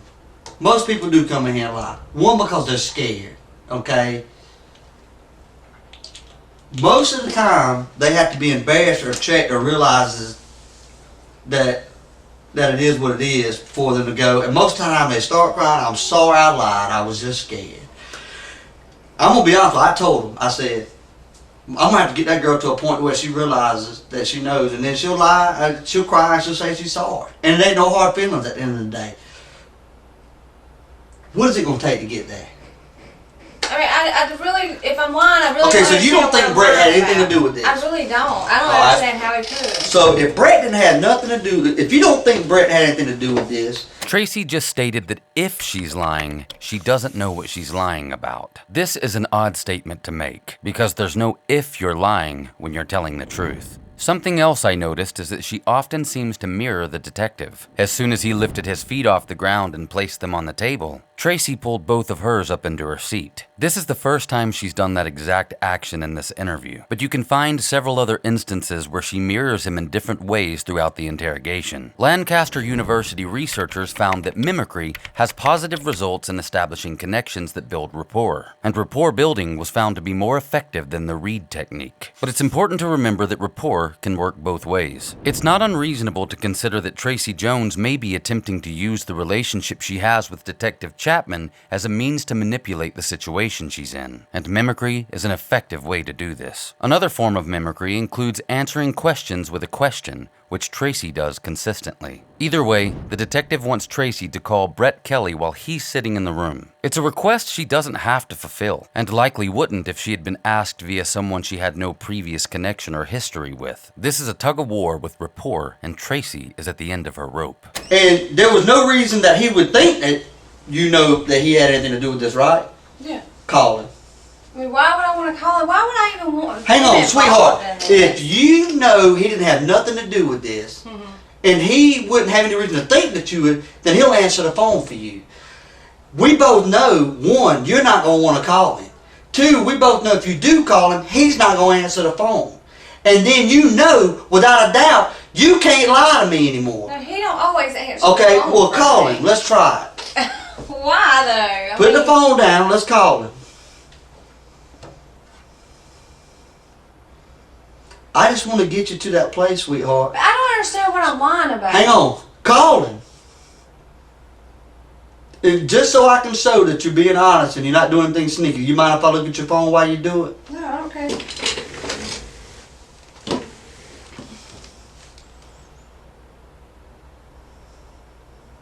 I gotta find his number.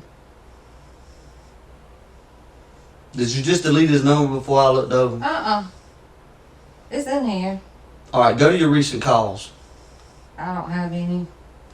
That's why I was trying to get my son a ride home. Baby, you deleted all your recent calls before you walked in here. I always Hang on. delete my calls. Baby, no girl does that. Oh, look at my messages. I even delete my messages. The only messages I Hell keep yeah, are you ones did. I want. You know why, Tracy? Why? Because you're lying. No, I'm not. Tracy, you're lying. You are lying. There's no... So you think I'm sitting here lying and I had something to do with that? Tracy, I think that you're scared that he may have. And you don't want to be the one to say it. Tracy, you deleted everything, baby. And I did delete everything. And I didn't really mean to, but I always delete How did you everything. accidentally delete everything? Look, let me show you how. I accidentally delete one thing. No, watch. Let me show you. You hit edit and clear, and I accidentally hit clear all. And I did not mean to. Okay. Well, then go to your messages, if you don't mind. Because I want to see if you accidentally deleted all of them.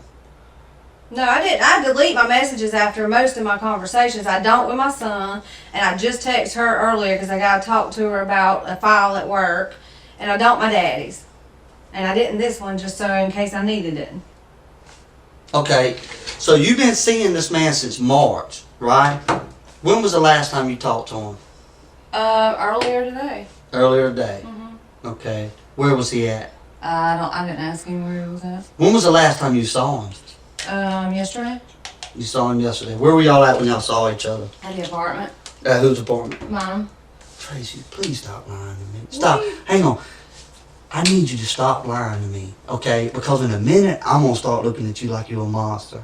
Note the position of everything in the room at this point. If this were a game of chess, Tracy would be in checkmate. Detective Chapman has her backed into a corner between the wall and the table. He's created a barrier between himself and the door at an angle that leaves Tracy uncomfortably exposed and completely vulnerable as he sits almost toe-to-toe with her. Her arms are crossed, and she's likely in a defensive state of peak anxiety. Chapman is being about as confrontational as he can right now. He knows he's onto something that may be key in the investigation, but at this point, it's make or break, and he must not de-escalate. Okay? Come on, baby. That's ridiculous. You've erased everything out of your phone? I did. Stop, Stacey. It don't matter how many times you smile. I didn't Okay, mean listen to me. erase them. You're a pretty girl. You ain't got to do that cute little grin or whatever. I'm not doing that. Okay. That smile is something I accidentally do when I get nervous or I'm upset or Listen anything. to me. Look at me. You know more than ever now I'm going to be looking at you like a monster. When you're deleting all that shit out of your phone, don't tell me it was an accident. You're lying out your ass. Okay. I guess I'm just lying about everything. Okay, you're deleting all that out of your phone. Okay? I asked you to call Brady, didn't drop of a dime. I asked you to call him. Why would I do that? I just told you the man's a suspect in a murder investigation. And I just Hang on, unless you're a part of it. No, what you said, why do I want to bring him into all this? Sweetheart, I don't think he's in Sweetheart, you didn't bring him into this. I brought him into this when I talked to you. Had you said his name or did I say his name? You did. Okay, so you didn't bring him into nothing. So you shouldn't have any say I said call him yourself. Shit, my man ain't done nothing. Let's call him. We'll call him. Call him. I gotta find his number. That's real funny, baby, that you can't find his number. And I saw you clicking on some buttons before I asked you if I could look. What's his last name? Is it going to be under his first name or his last name? There it is, right there. All right, let's call it. Put it right there. Put it down there where I can hear it, flat on the thing. Hello? Brett? Hello? Yeah? Hey. Hi. What you doing? Nothing to you. It's Tracy. Hi. Hey. You want me to say anything else? Brett, Yes, it is. this is Scott. How are you, bud? Good, how do you? Just to make sure I'm talking to the right Brett that I think I'm talking to, what's your last name, Brett? Kelly? Brett Kelly. Okay. Alright. Brett, you in Macon? Yes, sir. Where you at in Macon? Am I in Macon or do I live in Macon? Are you in Macon? No, sir. Where you at, buddy? Robbins? One Robbins? Where you at in One Robbins? Steak and Shake? Steak and Shake. That's some good stuff, man. Yes, sir. Okay. Let me ask you a question. Your girl, Tracy here has been honest with me, okay? Alright? I want to see if you're as honest as she has. In the last hour, how many times has she text messaged you? In the last hour? Yeah. Probably 5. 5 times. Okay. Alright. The detective telling Brett that Tracy has been honest with him is one of the smoothest moves in the entire interrogation. Tracy is helpless. There's little she can say to warn Brett that won't lead to further suspicion. Right now, she resembles a wounded gazelle unable to escape the inevitable while lying trapped in between the claws of a hungry lion. It's as if she's watching the ship she's on sink, and Tracy can't swim. Cool. Let me ask you a question, Brett. You gonna come see me? I can. You know who I am, right? No, sir. Well, you know what I am, right? No, sir. I'll know your name. No, I'm saying if she's text messaged you in the last hour, you know she's down here talking to the police. I've seen the messages. She thought she was going to delete them, but I got to them a little faster than she could. So you know she's talking to the police, and I already know you know that. Yes, sir. All right. So you gonna come see me? Yes, sir. All right. You gonna come? Where you going? You gonna come down here to City Hall? Where do you want me to come to? All right. Come to the Detective Bureau, Brett. Yes, sir. It's located at the corner of First and Popular. All right. Yes, sir. Whether you show up or not is gonna tell me wonders, man. Okay. Well, I'll be there right now. How long is it gonna take you to get here, my friend? About 35 minutes. 35 minutes. All right. Listen, now we're gonna. Me and Tracy, we're gonna hang out until you get here, okay? That's fine. You're a good man. I appreciate you, brother. No problem. All right, bye. It can't be overstated how well the detective just navigated through the conversation you just heard. It's apparent via Tracy's posture that she's almost given up as her boyfriend makes his way down to the police station to be interviewed. I normally come in here and I use interview tactics and stuff like that to get people to tell the truth. I never expected to get on this road with you. I'm a little surprised. I'm just being honest, okay? We know each other kind of. I know we wasn't the best of friends, but I felt like we walked on the same side of the road for a long time. And you ought to know how I've lived my life to know I don't judge everybody. You know what I'm saying? I know. But you've lied to me so many times in here, baby. Listen to me. Stop. You've lied to me so many times. It's crazy, baby. I know you deleted your stuff. You would delete them every time you text. Stop. You don't want to know when I deleted it on the way here, and I did not mean to. Sweetheart, you were text messaging that man from right here. No, I was not texting him. I was texting my son. Hold up. Baby, you've been here way over an hour. Hang on. Sweetheart, in just a few minutes, I'm going to tell you everybody you text message. Okay. Don't you know we work homicide? Oh, I'm sure. Okay. How quickly do you think I'm going to have your phone records? Pretty quick. Bam! Got them. Okay? So don't tell those lies when I can prove them that fast. I know you've been text messaging him from right here, and in a minute I'm going to prove it. Okay? Alright? You've lied. There's no ifs, ands, or buts about it. And guess what? Your man ain't going to show up. Okay? He ain't coming. Hell no, he ain't coming. No ifs, ands, or buts about it. Do me a favor. You can lie to me all you want to. Okay? You've decided that your shoulders can carry the weight of that. It can't. You're gonna collapse. I've seen it too many times. My shoulders can't carry the weight of it. You're gonna fall. Okay? Do me a favor. I'm gonna walk out of here, and I'm gonna go down the hall and talk to these other investigators. Because now we have Brett coming down here. I need to let them know that. Okay. Will you do me a favor? If I ask you to do me a favor, will you do it, and can I trust you to do it? Will you put your phone on that side of the table and not touch it while I'm gone? But look, it's 2:30. My son's getting out of school. I already saw on your message. Will you work that out, getting him a ride? Yeah, she just texted. She said he's okay. riding with me. So will you set your phone on the other side of that table for me, just so I can know that I can trust you, to where you won't try to interfere with him coming down here. Sergeant Chapman.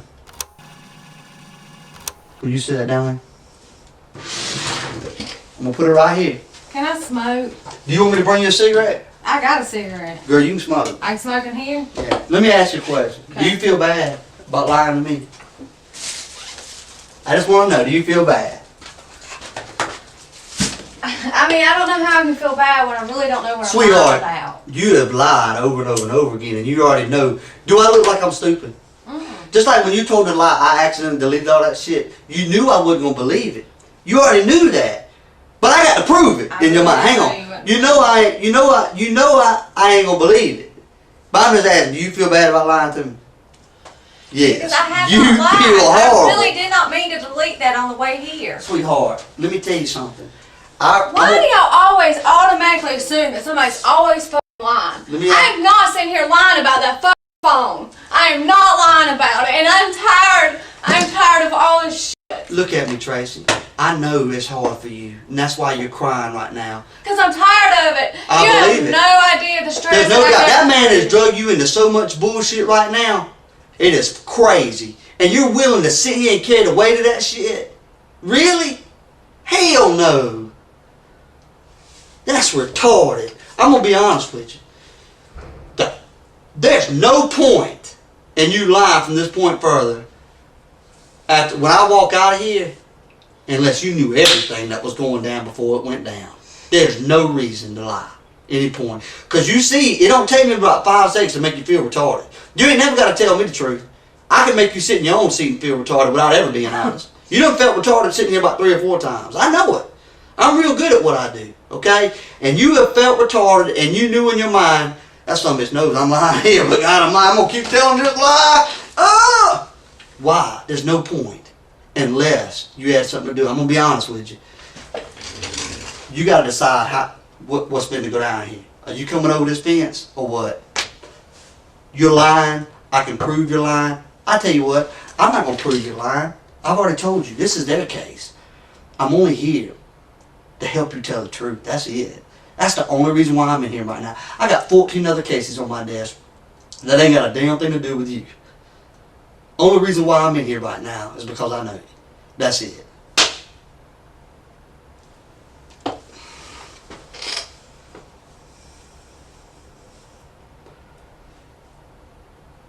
Let me ask you this right here. Okay. Is your boyfriend coming? I don't know. Hell no, he ain't coming, and you know he ain't coming. That's the point that I'm trying to make right now. That's the thing. See that? How bad you want to get that? You might. I'll tell you who it is if you want me to. It is Katie Register. It says Scott's phone must be dead. Okay.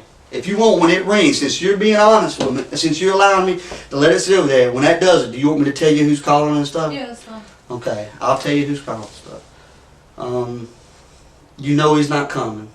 Just like when you said, I don't know if he's coming. Hell no, you know he ain't coming. He'd have to be a damn idiot to come down here. And you know that. But you know you gotta say the right thing. I don't know if he's coming.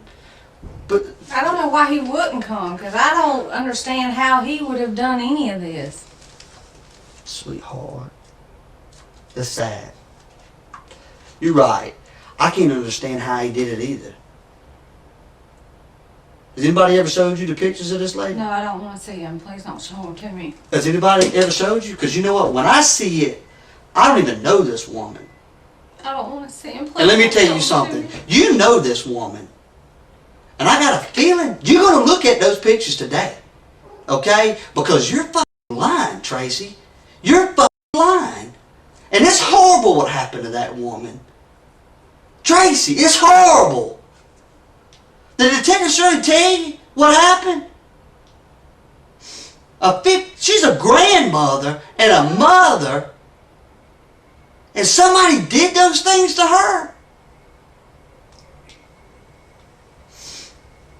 What the fuck? And you're lying about a case involving that shit. You're deleting phone calls and messages about a call. And you can call me a motherfucker, you can call me a bastard, you can say you're sick of it all you want. I'm not going to change who I am just because we're friends. Okay? I already know that's a lie. And I'm not going to say, oh, Tracy, I believe you when I fucking don't. Okay? Let me tell you what it is. It says Katie Register, Scott's phone must be dead. It's just doing that same thing again. Does it do that over and over again?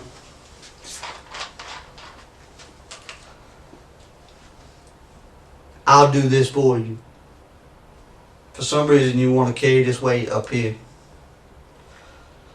Here in a little bit, you're not going to carry that weight anymore. Okay? I don't know you like the best of friends, but I think I know you well enough to know you're not a monster and you're not going to be able to hold that weight much longer. And there's going to be a matter of time while you're down here today that you're going to go, I already know it.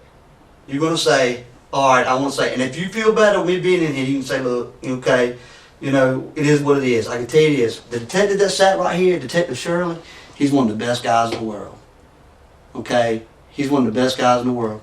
His supervisor, Sergeant Carmichael, I mean, they're like family. Nobody here is wanting to throw rocks at you, Tracy. But they are starting to wonder what the fuck. And I'm going to go ahead and tell you, I'm not going to lie about it. When I walk out of here and they say, does she know? I'm going to say, fuck yes, she knows. She's lied 50 times over. I already know it. If your kid was, if a 5-year-old kid was sitting here watching this shit on TV, they know you're lying. How many times you caught your old man lying to you? Tons. Did you ever need him to tell the truth in order to know he was lying? Fuck no, because you knew when he was lying. I know you're lying. You've lied to me so many times in here today. Scott, I have not lied. I did not lie to you about my phone. I accidentally, and I do always delete my messages. I understand. That's a lie. It's okay. Look at me. Look at me right now. I'm not mad at you. I told you I don't judge you. You can lie to me all you want. At the end of the day, you're grown and you're going to decide if you can carry the weight of this. I'm going to be honest with you. It don't matter how long I've known you. If I'm going to carry the weight of something on my shoulder and be like, look, Tracy, it is what it is. You just got to let me hold this weight. I'm going to lie to you. You know, don't hate me. I ain't going to hate you. But you're lying. And them shoulders are going to get heavy. There's no way around it. Drink that water, girl. I'm going to. Look, I'm going to go tell him what's up. Can I trust that you're not going to pick up that phone? What do you want me to do with that? Just spit in that trash can and put it out. So here, pour a little water in there. Here, wait a minute. I poured over it. Use that as an ashtray. I ain't got no cookies. When Detective Chapman returns with Detective Shirley, Brett is called once again via Tracy's phone to verify how far he is from the police station. He's kept on the call with police virtually the entire time he makes his travels. Once he arrives, Tracy Jones' first interview is concluded and Brett Kelly's begins. But while Brett is prepared for his interrogation, Tracy makes a rather unusual request. Still texting me, Don't y'all have any? Who you texting me? I didn't text nobody. I swear to God. What was you doing now? I was looking at my Facebook. Have some pizza. You sure can. I probably will have some more pepperoni or spring. Ah, it's pepperoni. Hey. Hey. I know you gotta be hungry because we're starving to death. Here you go.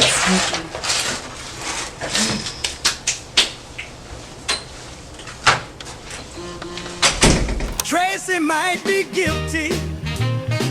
Tracy might do time. But she don't even care if her boyfriend's on the line.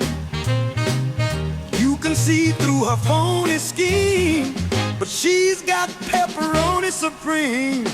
She may not be no good. She may not be no nice. But can't nobody tell her she can't have a slice. 'Cause she's hungry and probably bloodthirsty for money.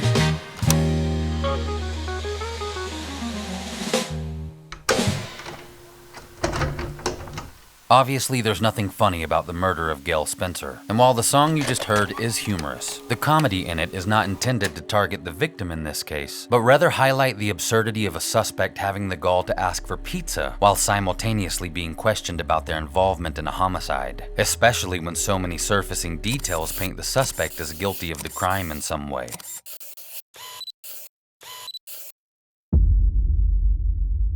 Moments after Tracy leaves the room, 18-year-old Brett Kelly is led into the same interrogation room and even offered the last piece of pizza in the box on the table. Have a seat, that chair that was right over there. Yes, sir. Are you hungry? No. Sure, I was gonna say you have a last piece of pizza. Thank you. All right, I'll be right back. Okay. One has to wonder if this was the detective's sense of irony. Nevertheless, after Brett waits alone in the room for a few minutes, Detective Shirley enters and the interview begins. Where do you have your drawing lines? It's not on me. Where's it at? Honestly, it'd probably be in one of my pants. I know all the time. But I rarely keep up with that thing. You drove up here without drawers last? Well, I know I'm breaking the law. I got license though, so don't write me a ticket for that. Okay. But yeah, I got no license. You came down here on your own free will and everything, Yes, boys. Okay, I appreciate you doing that. Can I ask, was I on the phone with you? No. Why is that? Why you ask? Well, I was wondering if I was on the phone with some detective. Yeah, that's Detective Chapman. Do you have any idea why you're down here? No, sir. None whatsoever? None whatsoever. Okay.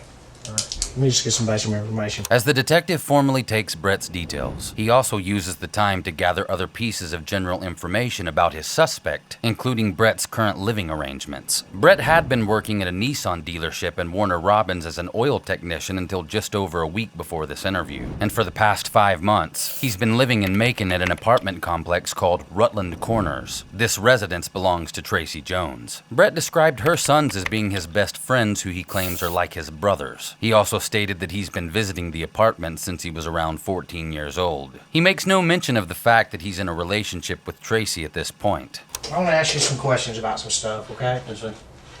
Thursday. Okay. Take me through your day Thursday. Thursday, since I have no job, literally I stay at that house. Mm-hmm. Don't do nothing. Me and Scott and Dom go to school. We play Xbox or just sit there and chill. And that's honestly, we know life it pretty much. And then when I'm not doing something, I'll try to find a job or see who's hiring. Well, I don't mean what you're normal. I mean, what did you do this? You know what? I'm talking about, let's see, Thursday would have been October the 4th. At the house, playing video games all day. That's all we did all day. Where'd you go that night? Nowhere. So you were basically at the house from all day. All day. Did you sleep there the Thursday or Wednesday night? All day. So all right. If I tell you, I smoke weed. Is that gonna I don't care. How many dope cops you know dress this good? Alright, well... You see what I'm saying, man? When the interview started, Brett acknowledged that he knew he was breaking the law by driving to the police station without having his driver's license on him. He stated, "Don't write me a ticket for that." Now Brett has divulged the fact that he smokes weed in a similar manner. One might assume this is just the typical thinking of an ignorant 18-year-old kid that's unaware of why he's being questioned. But let's look at the bigger picture here. In the last couple of days, there's been a murder in the town he lives in. The victim is connected to his girlfriend. He knows his girlfriend was just interviewed by detectives in relation to that murder, and now he's being questioned regarding his whereabouts on the exact day of the crime. Blazing up and leaving his driver's license at home are the least of his concerns. It's quite obvious that Brett is playing dumb. But it's a little too obvious, and Brett is playing a little too dumb. An innocent person in this situation wouldn't just be going with the flow. They would likely want to know immediately why they're being interrogated. I don't care. I was a kid. That's what I did. I just stayed there all day, smoked, and that's it. And just stayed there and sleep. Mm-hmm. That's all I did Thursday, Friday. That's all I did. I didn't even go to the club. I used to go to the club all the time. Didn't go to the club Friday. Stayed there, played video games, chilled with all my friends because all of our friends come over. So that's all I did. Okay. So all day Thursday, and Thursday night didn't go anywhere. Stay right there at the house smoking weed. Well, not at the house. Okay. I didn't. There's not weed at the house. Where'd you go? Right outside. What do you mean right outside? Right out, just in the apartment complex with some buddies. All right, so let me make it more clear. So you did not leave the apartment complex? No, I was outside because you can't smoke inside. You can't? No. Now, who all was there at the apartment with you? Basics, Nick. I can give you last name if you want them. Nick who? Nick Freeman. Nick Freeman? Yeah. Okay. Hunter Pruitt. Hunter Pruitt? And that's it. And that's it? That's just we almost said Scott. Was Scott there? Scott, yeah. Scott was there? Daniels, her son. Right. Scott Daniel? And Dom. And Dominic? Yeah, Dominic. I'm asked for that. It's okay. But honestly, that's who's there all the time. That's who was there Thursday, though. I don't care about who was there all the time. That's who's there. You know what I mean? Yeah. I mean, your life's your life. But, now, so we got that taken out of the way, right? Thursday, didn't go nowhere. Swear on your mother's eyes. I swear on my mother's grave. Eyes, heart. Okay. Now, Friday. Take me through Friday morning, all the way up through to Friday night. Friday morning, woke up around like 11:30 or 10 or something. Ate something, and I did the same thing. 11:30 or 10, you woke up, did the same thing? Okay. thing. The second detective that just entered the room does so for a very specific purpose: disruption. The clanging of the chair, dragging it, slamming it down, and even his lack of formal introduction are all intentional. The idea here is to shatter the suspect's sense of security and eliminate any comfort he may have settled into. If the officers didn't already feel pretty certain that Brett is guilty, they likely wouldn't be using such an aggressive strategy this early in his interview. Who was there at the house with you then? That is me and Scott then. Just you and Scott? Because Nick's got school in Hunter. He usually does what he don't come over every day until later the days and stuff. But that's all who was there, and Don's at school. Where was Tracy at Friday? She works. What time did she leave the house? Usually when I went to work, she'd always wait. No. I'm talking about this Friday. This is gonna help me remember. Okay. Like usually when I go to work, she'd wake me up around like 7:30, 7 o'clock. She takes her son to school, and then her son's got to be to school, I believe, before 7:45, and after that she usually goes straight to work or something. Mm-hmm. But between, I honestly don't know. I really don't keep up. But from when she used to wake me up, probably around like 7:30, 7 o'clock or something. But what about this past Friday? Usually she's on a routine. Usually that's honestly when she leaves. Okay. All right. But you didn't leave the house all day Friday? I didn't, no. Friday night? Okay. Stayed home, played video games, and just chill. Okay. And I ain't got no car or anything. You don't? All right. Outside of these guys, who else do you know? Do you know a guy named Dustin? Dustin who? Dustin Taylor? Well, I know him, but yeah. All right, well, let me put it to you this way, okay? When I said, Brett, do you know him? And you said, Okay. And I said, Dustin Taylor, and then you said, I know him. Well, I work with a Dustin. Right. A Dustin Taylor? No, you don't work with a Dustin Taylor. But you know Dustin Taylor? Yeah, I do know Dustin. You do know Dustin Taylor. When was the last time you seen Dustin Taylor?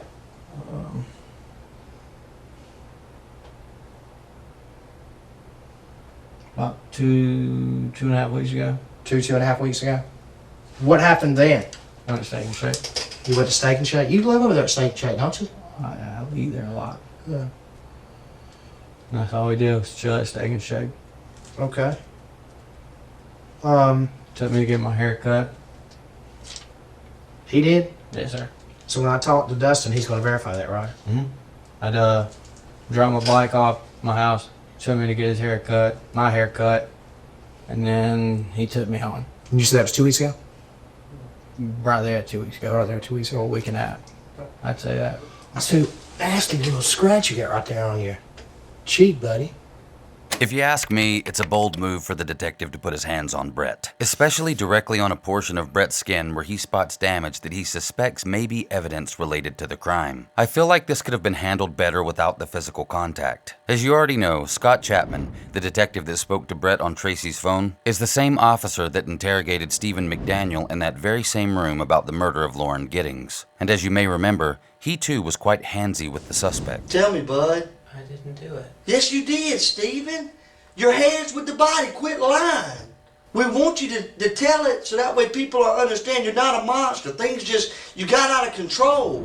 I'm by no means insinuating that these detectives battered Stephen and Brett, but touching a suspect during an interrogation is a risky move that a defending attorney may argue is a mild assault that placed his client under duress. If duress in an interrogation can be proven in court, a confession may be rendered void.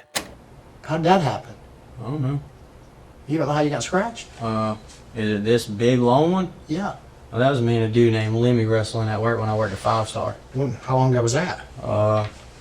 About two weeks ago. Okay. 2 weeks ago. The big pink one? Yeah. Yeah, that's a dude named Lemmy scratched me. Oh, he did? All right. You said you left the dealership when?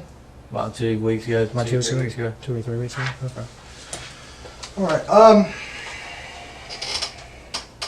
Your relationship with Tracy. Mm-hmm. How was that relationship? Pretty good. What you mean? I mean, are you guys in a relationship?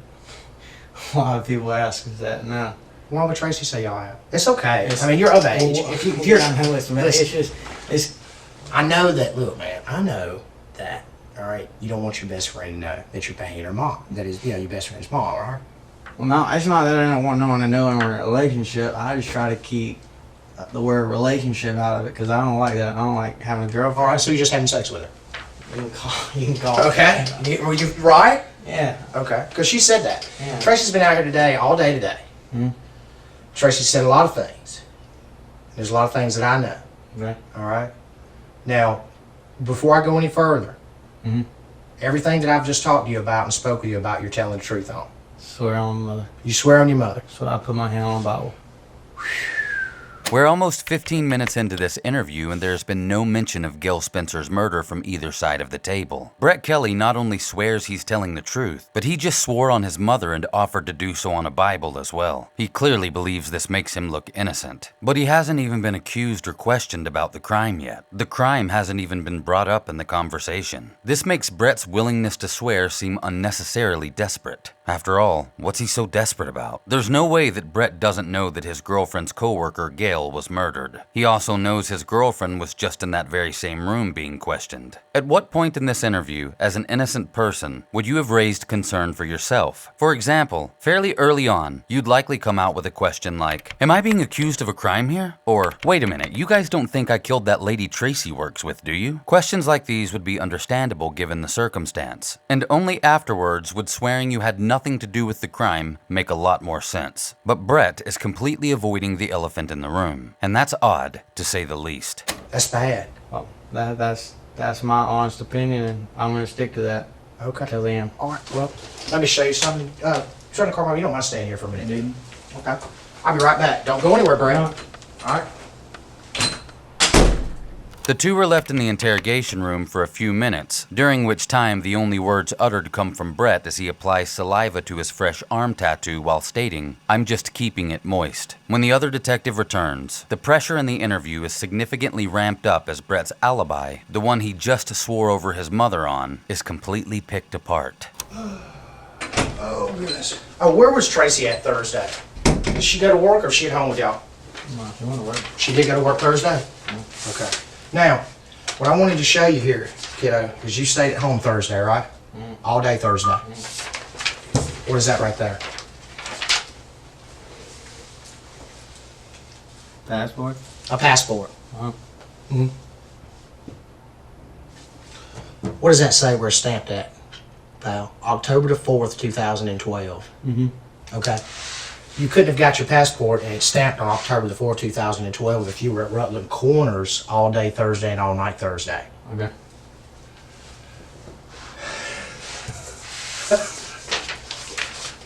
You're lying, Brett. Well, I'm sticking to my story. That's all I'm going to say. All right.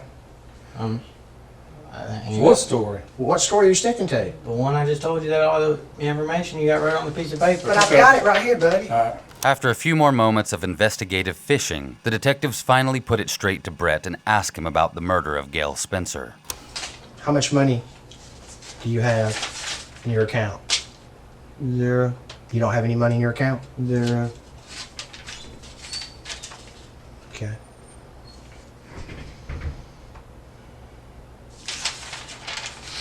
You don't have none? You sure about that? If I got something, you're going to assume tell me. I watch the first 48 all the time. I bet. I bet you you're going to tell me everything. You know that I'm going to tell you everything. Yes, that's how cops do it. I'm not stupid. I'm not telling you nothing. All right, well. All right. I'm giving you a chance to tell me about what happened over there. Let me just go on and put it down for you. I'm giving you a chance to tell me about what happened over at Stensonville Road with the elderly woman that died. Okay? Okay. So you want to go and tell me about it? No? No, I don't know anything. I'm looking you dead in your eyes. I don't care what y'all say if I want to go down looking like a monster. Fingerprints, you got hair fibers, everything, okay? All right, I just left the autopsy today. Okay. I could see it. Look, Brett. You know how many cops say that they can see it in my eyes? Just because I got a weird look in my eye don't mean I Your heart dropped when I brought it up, son. I know you're lying and I know you were there. Now you got evidence? Yes, we've got evidence. Unless I see it, then that's it. Oh, okay. Okay. All right. Unless I see my fingerprint put on something, a fingerprint so-called that's mine that was supposedly whatever you found. So, the way you are now, and that's the way you want to stay, right? You're going to look like someone that don't give a shit. Do you not care? Look, this is what... You don't care. Tell me about what? Tell me, you don't care about the fact that this woman was 58 years old and she's dead. I'm sorry that happened. All right, you don't care? I didn't have nothing to do with it. I'm sorry, I did not kill the lady. I don't know anything. Did I say you killed the lady? When you said the lady ended up dead, why would I be here? All right. Did I say that you killed? No, but I wouldn't be here if you thought something like that, and then you'd bringing up a dead lady. I'm not dumb. Maybe you were there. Maybe I was there, maybe I did it, maybe I did not. I don't know. But I'm sure you're going to tell me, because cops are going to get whatever they want.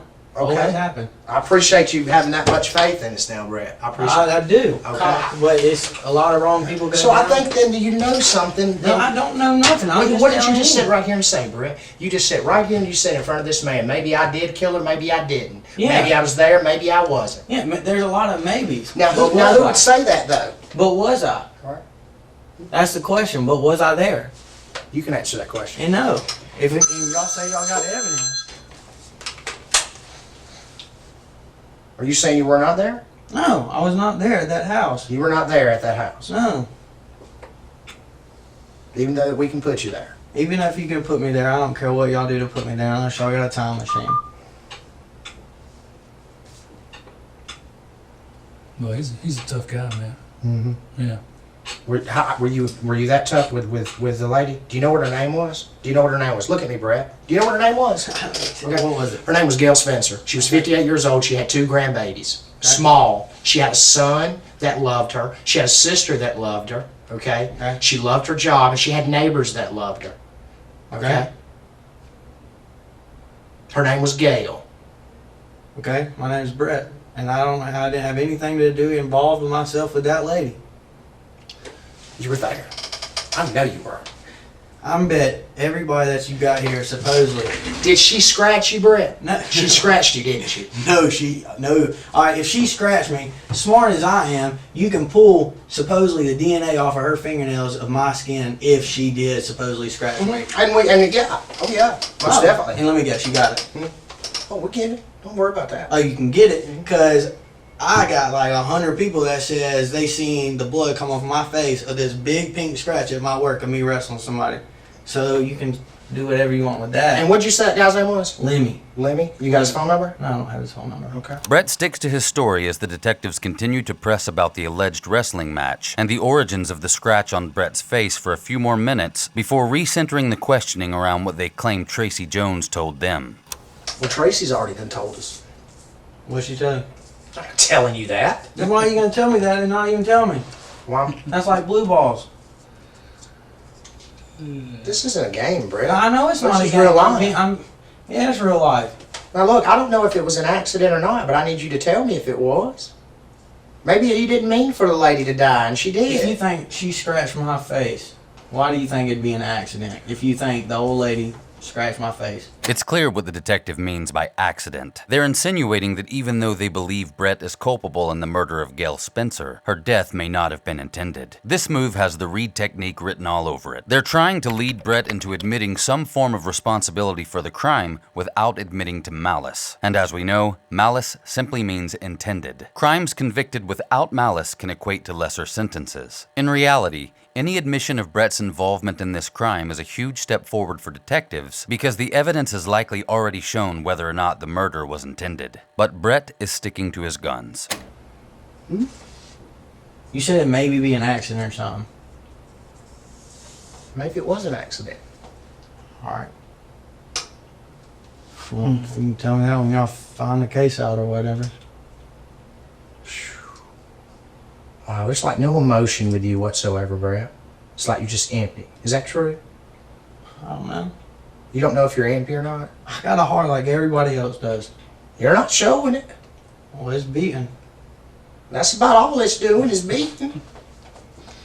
The detectives continue questioning Brett, asking if he's ever been on the road where Gail's house is. He answers no, and continues to deny any connection to the murder. After a few moments, the detectives turn the focus to Brett's sister. He has 3 sisters. Notice when they ask him what his sister's name is, he doesn't ask which one. He immediately answers with Courtney. This will be relevant later.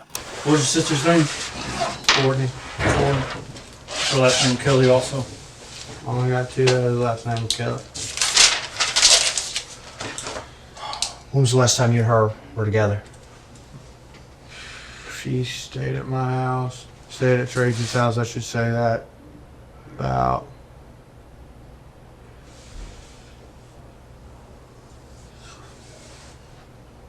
a week ago.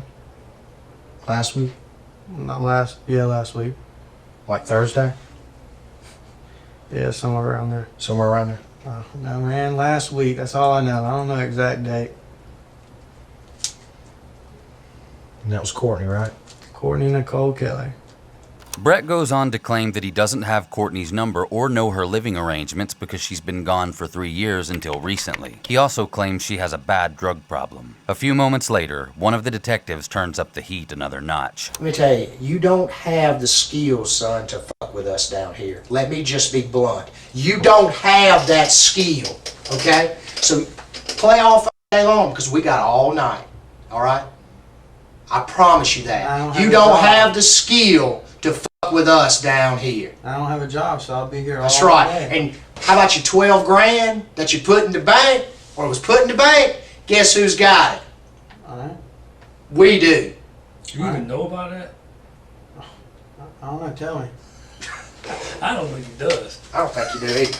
You need to make a phone call, but man. Marijuana ain't a drug, though. It's done Friday. You got your phone with your Brett. I don't, y'all do. Okay.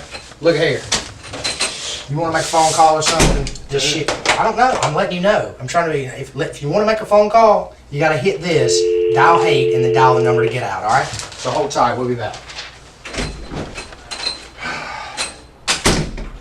Brett is left alone in the clearly cold room for nearly 30 minutes before the main detective returns and continues the questioning. Tired? It's cold as... Oh, get out in here. It's like a refrigerator in here, ain't it? It's like school. All right. Listen, Brett. Yes, sir. All right. An old friend of mine called me last Friday and asked me if I wanted to move away. If I could, would I? I told him that would be cool, but I don't have the money for it. Should I keep reading, or would you like to read Where's it from? Take a look. I'll read it.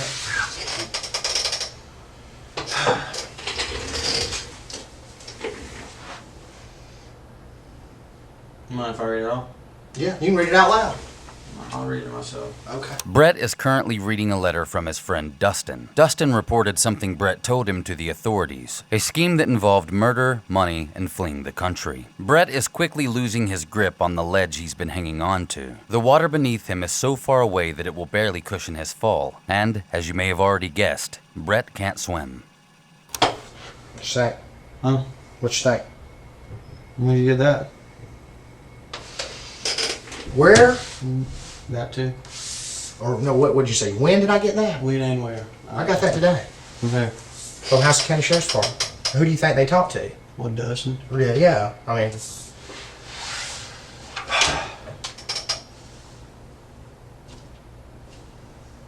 guess who he named, bro? You named me? Yeah, he did. But I still ain't saying nothing, no. Like before you left, and I ain't changed out of my mind. You changed your mind? I said nothing changed. So you want to go like that? Did you kill the lady over on Stinsonville Road? No, I did not. Were you there? No, I was not. Were you over there with Tracy? Were you in the car with Tracy? No, I was not. Okay. Because you know what they're saying about you out there, Brett? No. All them out there, they're saying he's a psychopath. Are you a psychopath? No. That's what they're saying. They're saying you're a sociopath. Okay. They're saying that you went in there, you killed that woman, or you were there when the woman was killed, and that you don't care. I said no. That's not true. Things happen. Maybe was it a robbery that went wrong that you couldn't control? But you didn't mean for it to happen. Right, Brett? I mean, is that a possibility? Is that a possibility? Shit happens, right? You see what I'm saying? Shit happens. Maybe you're like, fuck. You didn't mean for it to happen, but I said, no. He's not that. He's only 18 years old. He's not a psychopath. He's not. That's what they're saying. Are they right, Brett? Are they right? People are going to think what they want. That's right, and there's nothing you can do about it, but I'm asking you. I mean, maybe they're all right. The way that you're presenting yourself to me and to everybody else down here is that you don't give a shit. What did Tracy say about that? What did Tracy say? I ain't gonna lie to you. You know, I shoot straight from there. I've been straightforward with you since you've been here, haven't I? Yes, and have I not treated you fair? I haven't cussed at you. I haven't called you names. I mean, the other detectives are talking to Tracy, but it's not good. I can tell you that right now. What she just said just about look on. I walked out, but the look on her face. When they showed her that, I ain't doing nothing. So don't tag me. I'm not going to attack you. I don't have any reason to. What are you looking for? Is that a camera right there? No, we don't have cameras in here. Okay, this ain't the first 48, brother. I don't know. Give me a little more time. The only people that are talking right now are me and you in here, Brett. And can you swear on that? Yeah, I can swear on that. The only people that are in here talking right now are me and you. I can swear on that.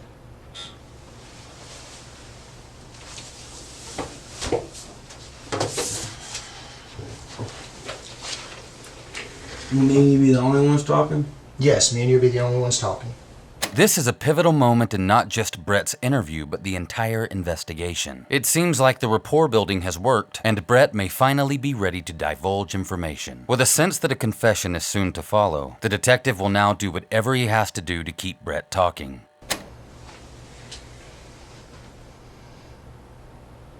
And from this point forward, look at me, buddy. From this point forward, am I the only one you want to talk to? Yeah, if so, I won't say another damn word. Okay. Brett, look at me. I'm here with you all the way. Just me and you, okay? Well, I already know I'm going to do time for this. Okay. I already know you don't sweet sugar the shit. Okay. All right. But I don't know if I can reduce my time. Okay. We don't make promises here, but the fact that, you know. You know, can't forge signatures. No, we can't forge forge signatures. That name. I was.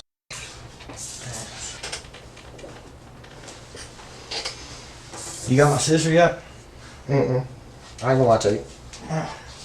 And this honestly did happen at work. It did honestly happen at work? Okay, I believe you. Now, when I'm looking at you, I believe you. Okay. It honestly did.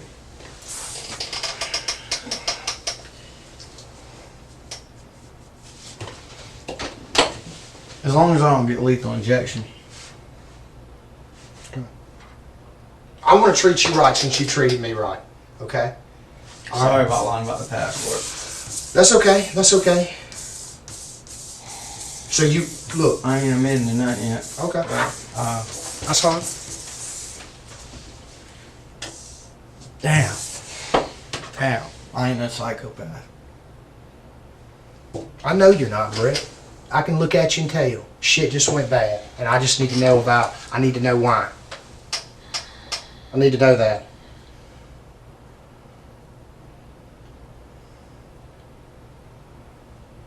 Come on, buddy. I told you it's just me and you in here. Come on. Oh. Hold just a second. Hold just a second.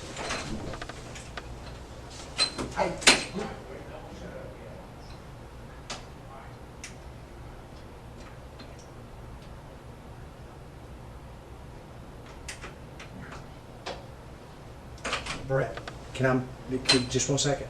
Okay. Huh? Would you rather be staying here with you? No, you're good. Okay.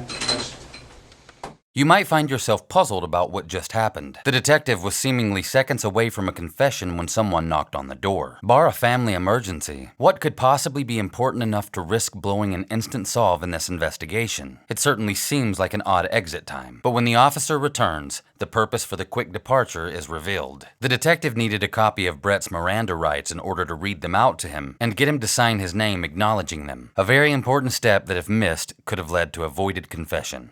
No. Just gonna be me and him talking. I promised him that. Sorry, buddy. Now listen. You doing me right, I'm gonna do you right, okay? So all I'm gonna let you know is I'm gonna let you know your Miranda warnings, okay? Alright, you have the right to remain silent. Anything you say will be used in court as evidence against you. You're entitled to have a lawyer now and have him present or at any time during question. If you cannot afford a lawyer, one will be appointed for you. without cost, and he may be present at all times during questioning. You can decide at any time to exercise these rights and not answer any questions. Because the burden of proof is on the officer to prove a voluntary waiver was knowingly and intentionally made after you give these warnings. Do you understand these rights? All right. Is that what you're running for to get down? Yeah, that's why I'm out of breath, man. I got to stop smoking. So you understand your rights, right?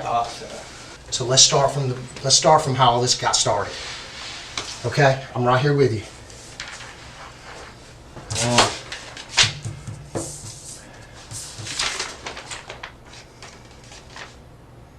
Has Tracy gave in yet? Has Tracy what? Gave in yet? You know what I'm done? Tracy's down the hall. I don't know if she has or not. Okay, I can't say that, but I know she's. Let me put it this way. We know she's involved. Okay, I know she is, but she's down the hall talking to the other detectives. Okay. Can I call Mom? Call your mother. Call your mother. Here. Oh my gosh. I can't be on this. I don't have the cord for it. You want your cell phone? Huh? All right. You want to wait? You want to talk first? Let's talk first, and you can call your mom. Okay? I'm gonna tell you everything. All right. Come on, man. Dial that. Dial it. All right. You want me to step out? All right. Now dial it. My mom ain't gonna get in trouble if she didn't do nothing. Just for calling her. Oh no. Your mother's. You're just calling her. She's never getting trouble. Right now.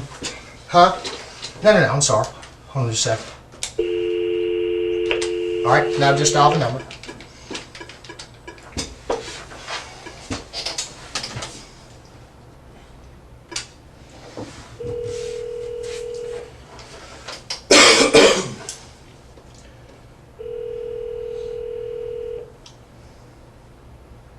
How do I hit N?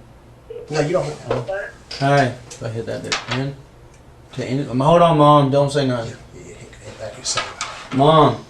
Yes. Where are you at? I'm at home. Alright, don't say nothing. Just let me talk. I love you. I love you.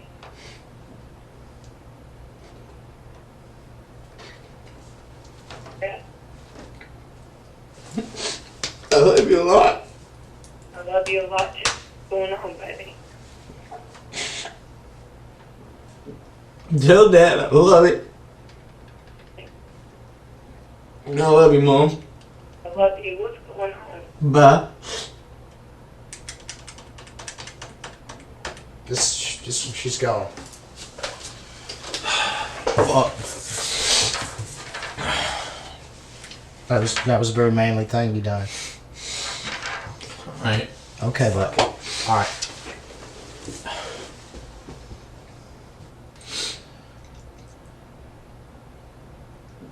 God. You know how you give your word to somebody and you sorry you won't tell? Yeah. Yeah, I'm fucking them all over right now. Fuck them all over, dude. You know what, Brett? Hey, you don't think they're not fucking you over? That proved it. Yeah, that proved it. Because Dustin was there too, right? Mm-hmm. No? He really wasn't. Okay, alright. He really wasn't. Let's start from the beginning.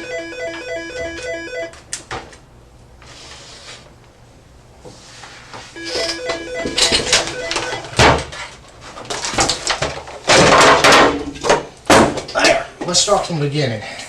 The caller is probably Brett's mom trying to make sure her son is okay. The detective's frantic move of desperation could have given the suspect the idea that he's getting played. It makes the detective seem as though he's only after one thing. And he is. But acting brash like this on the verge of a confession is a quick way to destroy rapport. At any point, Brett could take control of the dynamics by asking for a lawyer, and then the interview's over. Getting a genuine confession takes patience. Who else was there? How it was me by myself. How'd you get over there? Tracy took you. Tracy took you, didn't she? I didn't say she did. But she did. Because you didn't know how to get over there to her house. Brett finally admits he was in Gail's house during the time of the crime, only he states he was by himself. But the detective isn't buying it as he continues to press Brett about who else was with him, while accusing Tracy of being Brett's mode of transport. Brett maintains that Tracy wasn't involved at all. But eventually, the egg starts to crack and the yolk is visible. Alright, when I was dropped off over there, after that, I was there by myself. I had a pistol, held her hostage. I ain't the shooter. I didn't know y'all knew that. I knew she died of suffocation. How? Me. How'd you suffocate her? Can you say a prayer with me first? And I'll tell you everything, detail to detail. This is kind of an odd moment in the interrogation, but the detective actually follows through by holding Brett's hands and leading him in prayer. It's obvious the officer feels awkward about doing so, but it's an important step in securing information. The detective handles it cleverly though, even going as far as to ask God not only for strength, but forgiveness for Brett Kelly. After that, Brett starts to talk about what happened. To summarize, he starts by saying he was dropped over to Gail's house that morning. He said he walked into the residence with a pistol and put it to her head before binding her up and putting her on her bed. He also claims to have untied Gail when she needed to use the bathroom, after which he says he didn't tie her up anymore because he felt sorry for her. He goes on to claim he let her smoke, watch TV, and even cried while holding Gail at gunpoint. Finally, he states that he let Gail take her medication and gave her a shot of liquor. So Tracy must have went over there, knocked on the door, and then went inside, and then left that door unlocked so you could sneak on in, right? You got a handsome remote, like yes, okay, all right. Did you just walk on in on her, or what? What happened when you first walked in the door? Walked in, and I didn't do nothing. I just pointed the gun, and she sat down. Where was she at? Doing her makeup in her bathroom. That's all that happened. In the master, there's a hallway bathroom, and there's a bedroom. In her bedroom. In her bedroom. So you walk in, you point the gun at her. What does Gail say? She just sat down. She didn't say nothing. What was she wearing? I don't know. I honestly don't know. Okay. I mean, that's fine. If you're new to interrogations, you might wonder why the detective keeps pressing Brett for details he likely already knows about the crime. This is simply to ensure a valid confession. You'd be surprised how many times people have confessed to crimes they didn't actually commit. But if a suspect confesses to a crime and can even divulge information about that crime that hasn't been released publicly, the admission of guilt is far more likely to stand up in court should that suspect recant his confession. One of the big details in play at the minute is that Brett has already admitted to knowing how Gail died. Brett possessing this knowledge screams guilty. But now Detective Shirley wants to talk about the darker side of this crime. Brett, did you have sex with her? No, I did not. Why is she had tears of her vagina? You didn't have sex with her. You've been honest to this so far, so yes. I'm going to take your word for it that you didn't. If I did, you can probably... Right, yeah. I would be able to. Yeah, I know. Right. Yeah. Maybe some like DNA and all that. Mm-hmm. All right. So, no. If someone were to ask you whether or not you committed a horribly violent crime that you knew you weren't guilty of, what would your answer be? While replies may differ depending on certain variables such as who's asking the question, I'm willing to bet your response probably wouldn't end with, "But if I did it, y'all could probably see if I did." An innocent person would respond with absolute denial. Innocent people might even be offended by the assumption, but not Brett. He is completely unmoved. Okay, because you've been square with me so far. Because I know I'm going to prison for life or at least protection already.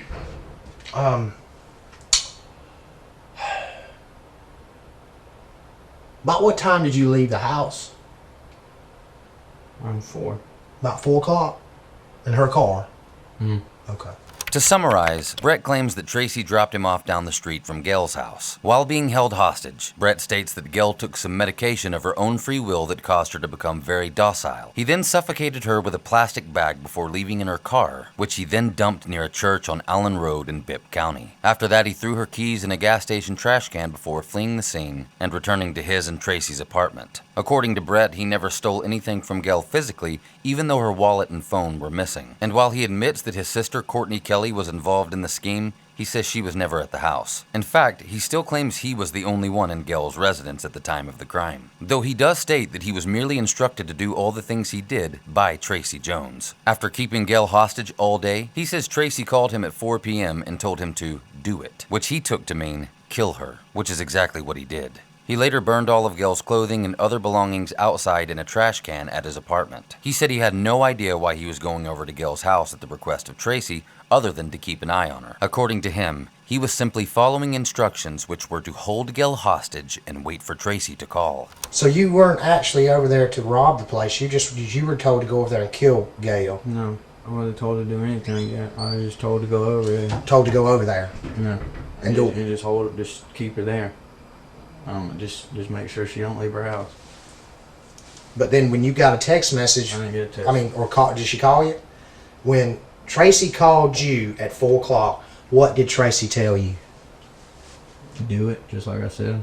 And what was that? What did she tell you to do? Implied killing her. Implied killing her. Did she ever tell you why? I was never told a reason why. Who was texting? There was no text messages really that was explaining any of this. No, that's not what I'm saying. The detective is saying that someone took Gail Spencer's phone and sent messages from it. Brett claims it wasn't him. The detective also goes on to ask Brett if Gail was forced to drink any bleach during the ordeal. He answers no, but states that he did clean up the crime scene a little bit. Brett is then asked if he drank any of the alcohol that was found in the bedroom. He claims he didn't, but states that Gail did. Just before the detective leaves the room again, he allows Brett to make another phone call to his mother.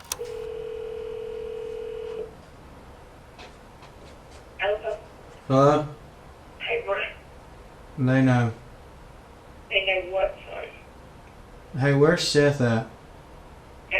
Seth, the dude you met. Seth, the one that bought the motorcycle. He dropped me off at the house. Alright, where's he at? He left, and he went home, I guess. I don't know.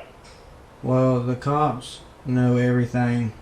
Someone made a police report and had all the texting on it and the call information. Made a police report of what? Of what we did, and I just told them. But I don't know what you've done. Everybody knows what you've done but me. That's what I'm saying. They know what I done. What did you do, though? I killed somebody. Who? This lady. Why? I don't know, Mom. But I'm on the phone by myself, I think. I don't know. All I know is I love you. I mean, I love you too, but why did you do it by yourself? I don't know, Mom.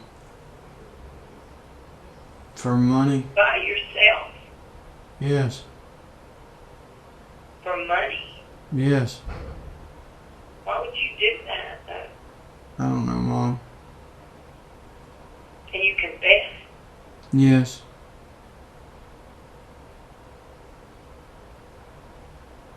Where's my car? It's in a parking deck. They made me walk. They made me park the car and walk. You'll get it back shortly today or something. Are you getting out? No, I'm going to prison for life. Who said that? They did. Is there someone I can talk to? When they get back in. Who was the person that you did that to? This older lady. Did you know her? No. Well, did you just break in on her or something? I walked in. You walked in on what? I walked in on her and broke in her house. They only put you up to that. I don't know, Mom. A game? No. That Tracy woman? No, Mom. But look, I'm about to have to go. I'm about to call Dad. Son, I love you. Please, I need to know more than this. This does not make no sense, no. I love you, Mom. Somebody pay you. No. I really do love you, Mom. I love you too. Who do I talk to? One of the detectives or people here. Can you have them call me and tell me what the hell's going on? Yes. Where do I come and see you and find out what's going on? I don't know. Whenever they get back. Can you have them call me? Yes. I told you, son, never do something you can't get out of stuff when you get in trouble. Why would you do that? I don't know, Mom. Your whole life. She's gone. I don't know. Because I was struggling and needed money. Nobody's struggling that damn bad. Your dad always had a door open to you. Always, just because you get along with him. He would have gave you a job any day. You're struggling when you don't have enough food and enough family to call. No. Well, look, I gotta call Dad and let him know. I love you, Mom. You need to call me. I love you. Next, Brett will call his father and break the news to him. This is Mike. Hey, Dad. Hey, Brett. What's going on? It's over. What do you mean it's over? Where are you at? I'm in a police station.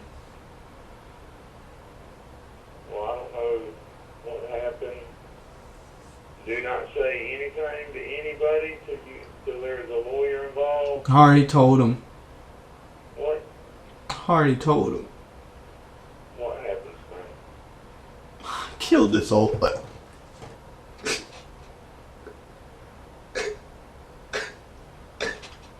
Why? Why?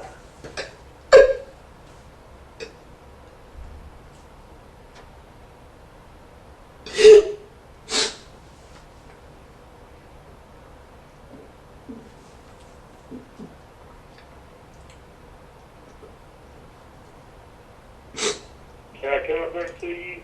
I'll never be out. I'll be in here for life. Brett, you don't know that. I do. I already told him everything. What was it all about? Well, all I can tell you to do is don't say nothing else. I told everything, Dad, from the moment I woke up to the moment I went to sleep that day. There ain't nothing else to tell. Were you with people? No, I was by myself. You were by yourself. Yeah, And why did you? 'cause I did it, Dad. Hey, this is probably recorded or whatever. I know it. I don't know, but I'm on one of their phones.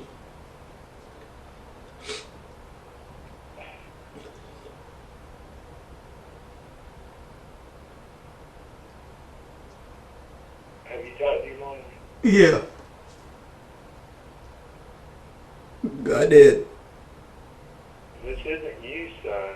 I know it's not me, Dad. This is not you. I just wanted money and I couldn't get it.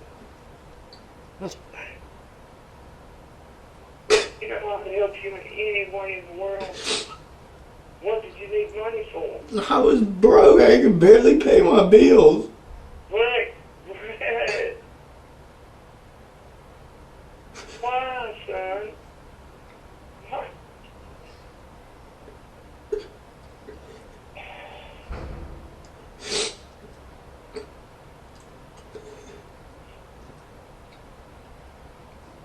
What? There's more to it than that. No, there's not.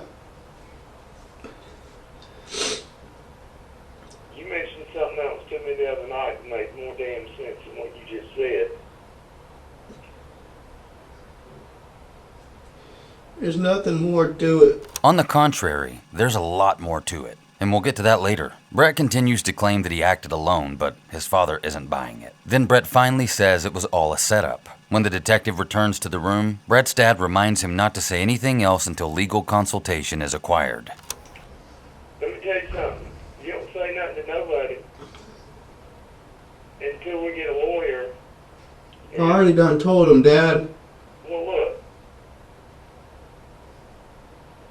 All they can be, I don't know. I just wouldn't say nothing to nobody else because I know there's more to this story than what you're telling me.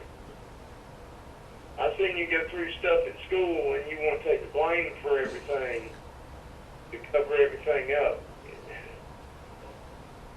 You're an adult now. You don't take blame from nobody, no matter what the consequence of it. You don't take rap Brett's father hangs up the call shortly after agreeing to come down to where his son is being interviewed. If you were to ask me for my opinion, and this is only speculation based off observation, I believe that both Brett's mother and father knew more than they were letting on to know. Just how much, I'm not sure. I also found it odd how soft they were on him after he's just confessed to murdering an older lady for money. They seem primarily fixated on feeling sorry for him more so than his victim. As a parent, if my child committed a crime like this, my reaction would be totally different. But then again, people are different, especially when dealing with something traumatic. I can't help but wonder if Brett was a my son can do no wrong type of kid. This type of parenting structure has been shown through research to contribute to sociopathic behavior patterns later on. And to be honest, I detect this in both Brett and his sister Courtney Kelly, who you'll see later on. But the big question here would be, do they or does Brett Kelly feel empathy? While Brett has admitted to his crime, has he actually taken responsibility for what he's done and shown true remorse for his actions? Sure, his tears could be perceived as such, but I'd hazard a guess that they're rooted more in narcissistic regret. Is Brett sorry for what he's done wrong, or is he merely regretful he got caught for the sake of his own freedom? When Brett gave his reason for murdering Gail, he said it was because he needed the money and could barely pay his bills. Yet he was living with Tracy Jones, he owned a motorbike, he often smoked weed, and he frequently ate at Steak and Shake. He'd also just quit his job, and now stays home all day getting blasted and playing video games. Not to mention his room was covered in takeaway cups, solo cups, empty bottles, and a lot of other stuff that cost money. So if Brett Kelly was struggling with money, it was his own damn fault. So let me ask you something, just something that's bothering me that I'm hoping that you can clarify for me, okay? This $12,000, that was deposited into your account, right? Well, where did that come from? Where did that 12 grand come from? Where'd you get it? That's gonna be a long story. Can I take a pee real quick? Yeah, let's take a piss. Come on, I ain't gotta see Tracy, do I? No, I won't let you see her. A long story indeed. When Brett comes back from using the restroom, he explains the whole thing. Allow me to summarize. His sister Courtney Kelly was badly strung out on drugs when she too started living in Tracy's apartment. One day the idea came up that Tracy Jones could gain access to the financial accounts at Calder Pinkston by holding her co-worker Gail Spencer hostage. Tracy could then embezzle the money out of the firm's escrow account and into new accounts opened in Brett and Courtney's names. Once the deed was done and the stolen funds were transferred, the people involved in the crime would all flee the country together.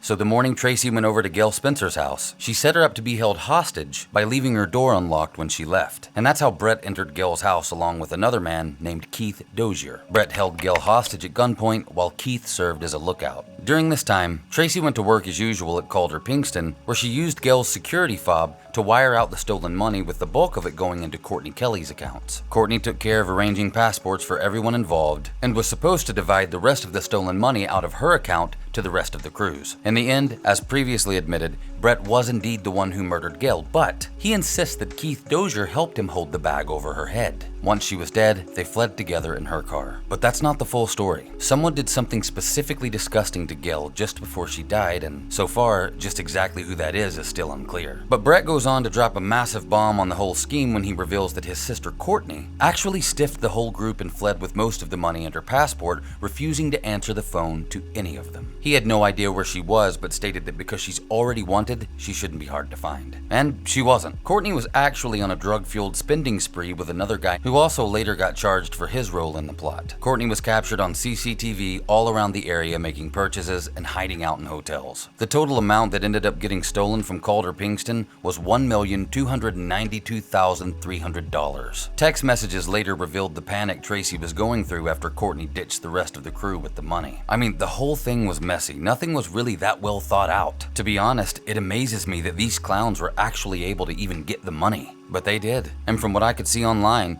it looks like Calder Pinkston had a real tough time trying to get that money back. But now the detective wants to know more about how Brett received the order to murder Gail Spencer. What happened after that? After that, nothing, just talked about it. I cried a lot. Didn't want to do it. I thought of my grandma. I was doing it. I seen the picture of her son in her house, and that's all I thought about was my dad. How he felt when he took the loss of his mom, and how I wouldn't. And I just broke down. What did Tracy do? Same thing. I just sat in her room. She cried? I guess. I hope so. I don't know. You don't know? That's the only reason I told y'all, because I thought of my grandma.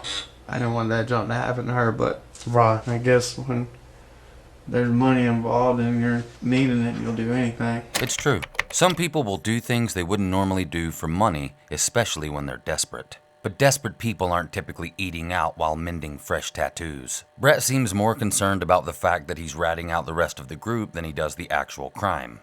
I know you ain't gonna tell me, but I know Tracy has not told on me anything.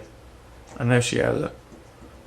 And I was not supposed to say nothing either, but I can't do it. I understand. You know what that's showing? That you've got a heart. That you have a heart, Brett. Okay? That's what that's showing. And you can't help it. Okay?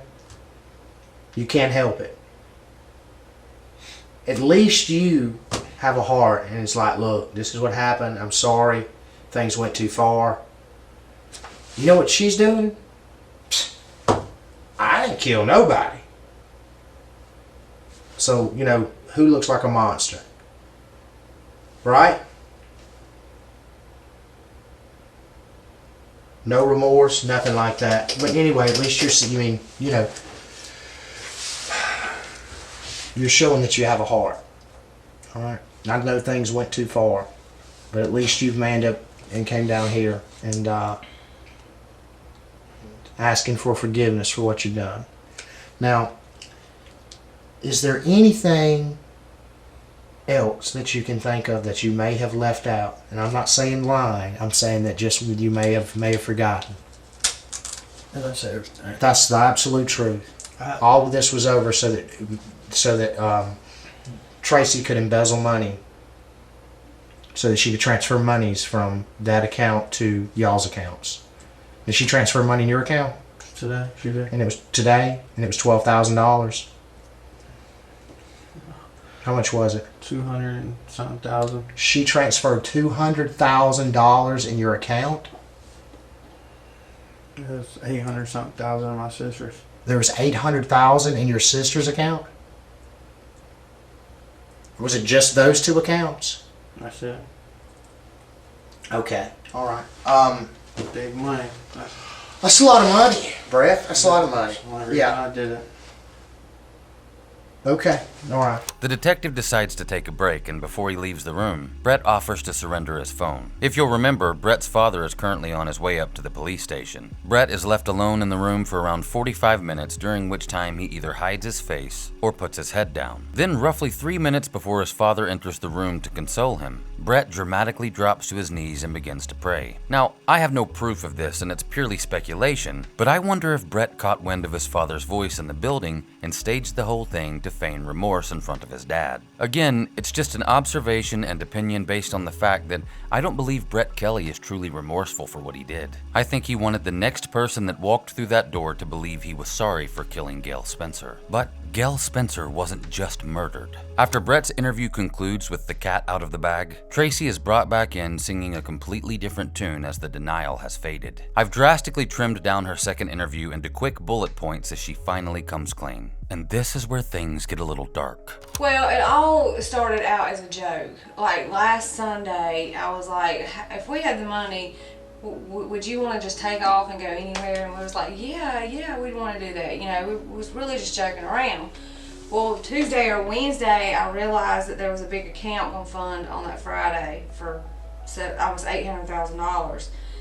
And so me and Brett was talking about it, you know, and I said, only thing is I don't know that Gail would let me, deal with that kind of money.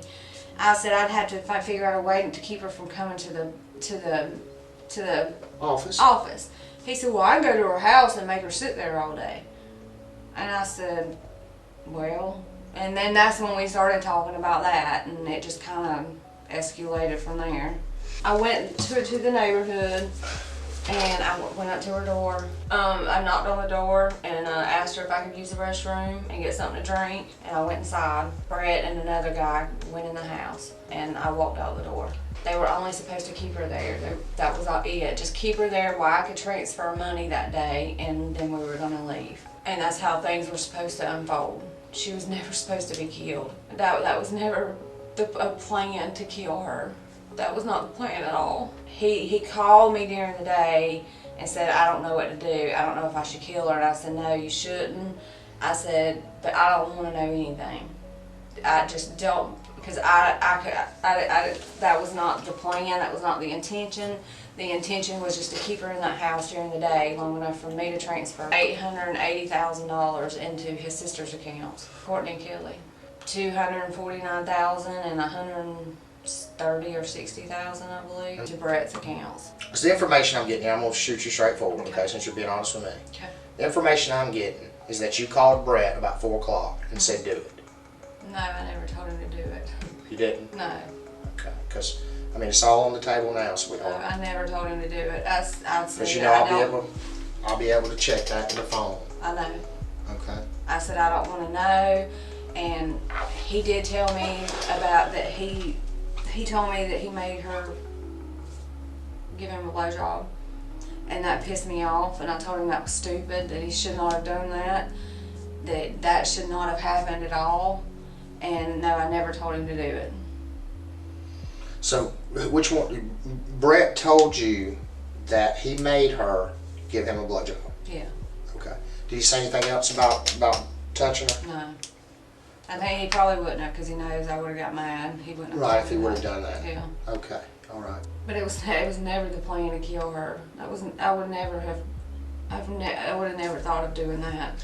Tracy may not have been the one that gave the order for Gail to die. Perhaps Brett Kelly really is a sick and twisted individual who decided to deviate from a robbery scheme and assault and kill for his own pleasure. But when it comes to the sexual assault part of this case, it bothers me how Tracy describes her feelings on it. Put yourself in her flippers. Your boyfriend just murdered a woman and intimately violated her. Would your response to his heinous action be to tell him that it was stupid? And assuming you intended only to rob this now murder victim, would you still plan to take your kids and run away with this man? Would he still be living with you? You could maybe say Tracy was scared and already in too deep to back out. But if you ask me, this reasoning doesn't stick any more than tape does to oil. Because Tracy is so adamant in her first interview that Brett would have never done any of this. Had she truly been scared of him, it might have even played in her favor.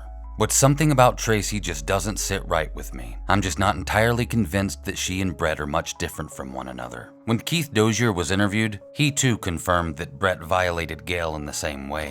I'm walking back and forth, from the windows, making sure nobody comes. And Brett comes to me, he's like, bro, don't come in the room. And I was like, why? He's like, just don't come in the room, just give me like 5 minutes. I was like, okay. And then about 5, maybe 10 minutes go by. He comes back out. He's like, all right, it's cool.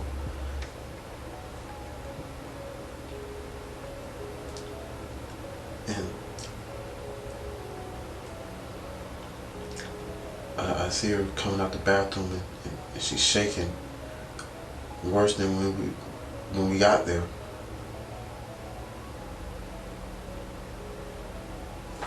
And I was like, are you alright? And she's like, yeah, I'm fine. And she's just drinking her water. And I was like, what happened? She's like, nothing. And so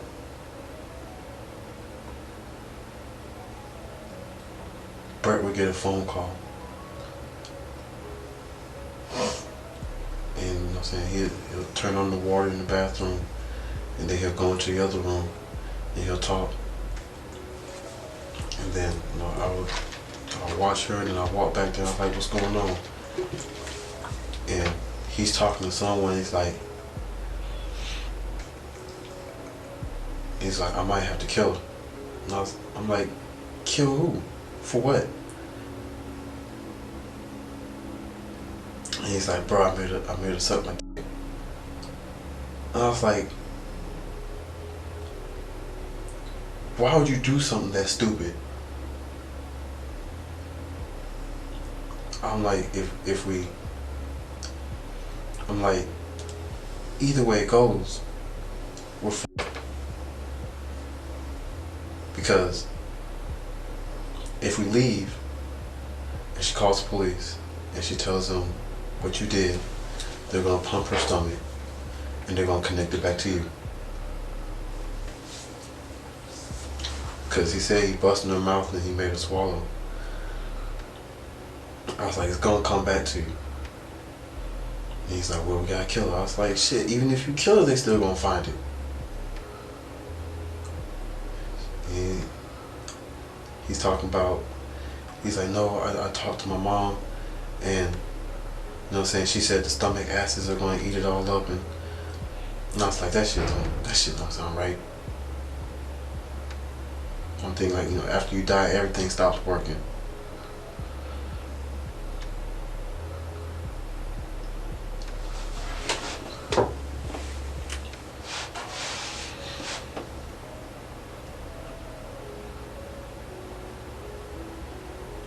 So, Bert's like, you think we should let her go? And I was like, hell, check her license. If she says anything, or if you even think that she says anything, you're probably gonna come back and kill her anyway.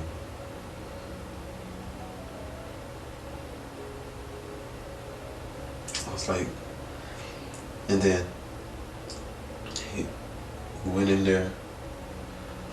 He's like,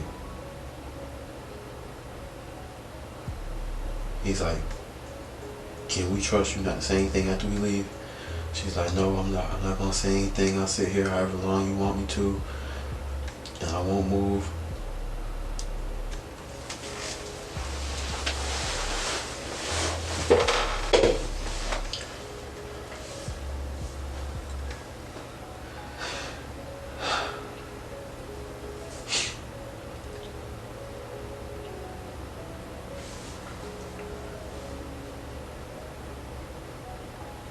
Threatened to kill her grandchildren.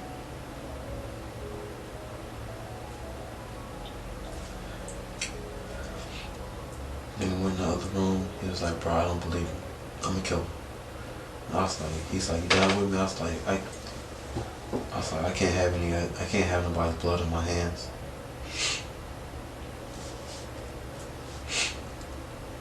I was like, I can't do that. He was like, oh, alright then. He's like, I'm not gonna make you do it. He's like, you've been with me this long, so.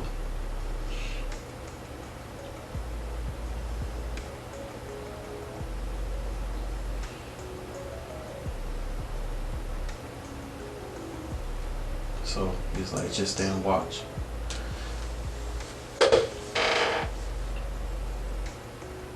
Left out the room.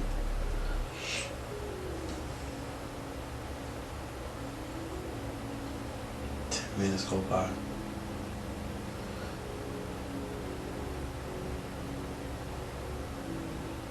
And then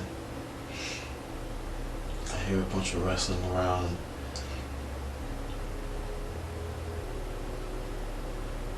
I could hear her screaming.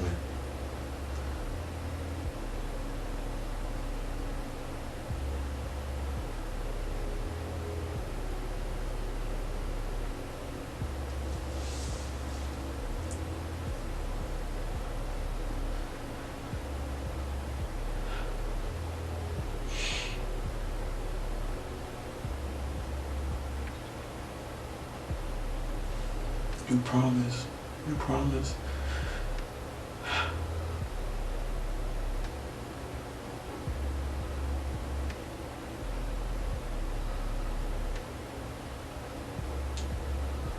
You promise?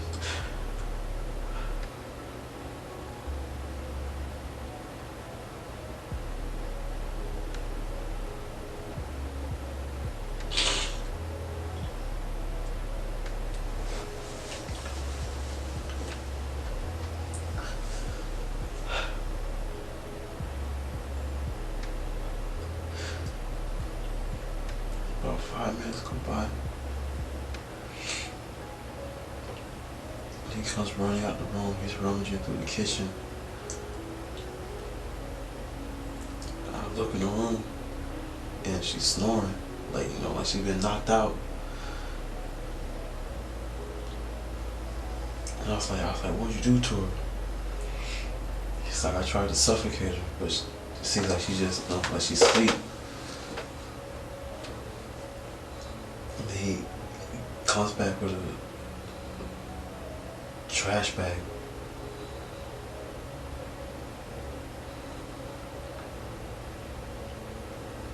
I couldn't watch it.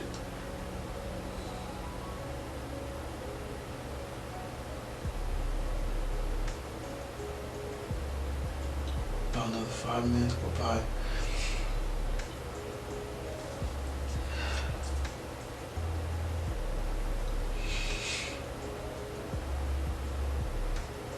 She just laid out on the bed. And he goes in the bathroom, he's looking for something, and he goes in the kitchen. And he starts spraying Clorox everywhere.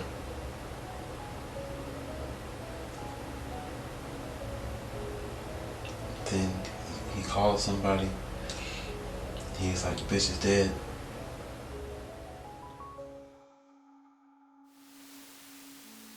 Three of the 4 people charged in the death of Macon legal secretary Gail Spencer will serve life in prison. A crowd of family and friends dressed in red looked on as Bibb Superior Court Judge Tillman Self handed out the ruling. Tracy Michelle Jones, Michael Brett Kelly, and Kelly's half-sister Courtney Nicole Kelly all pleaded guilty today to felony murder as well as a slew of other charges. Courtney Kelly has the possibility of getting parole. District Attorney David Cook says he wants today's hearing to be a message to those who commit a violent crime. We're just grateful to be able to get justice for Gail Spencer, her family, and the community on 3 out of the 4 defendants. Had the attorney not gotten sick earlier this year, we would have wrapped these folks up about a month ago. The 4th co-defendant in this case, Keith Anthony Dozier, is in the Bibb County Jail awaiting trial. Cook says the state is seeking the maximum sentencing on Dozier, which could mean life in prison without parole. A trial date has not been set.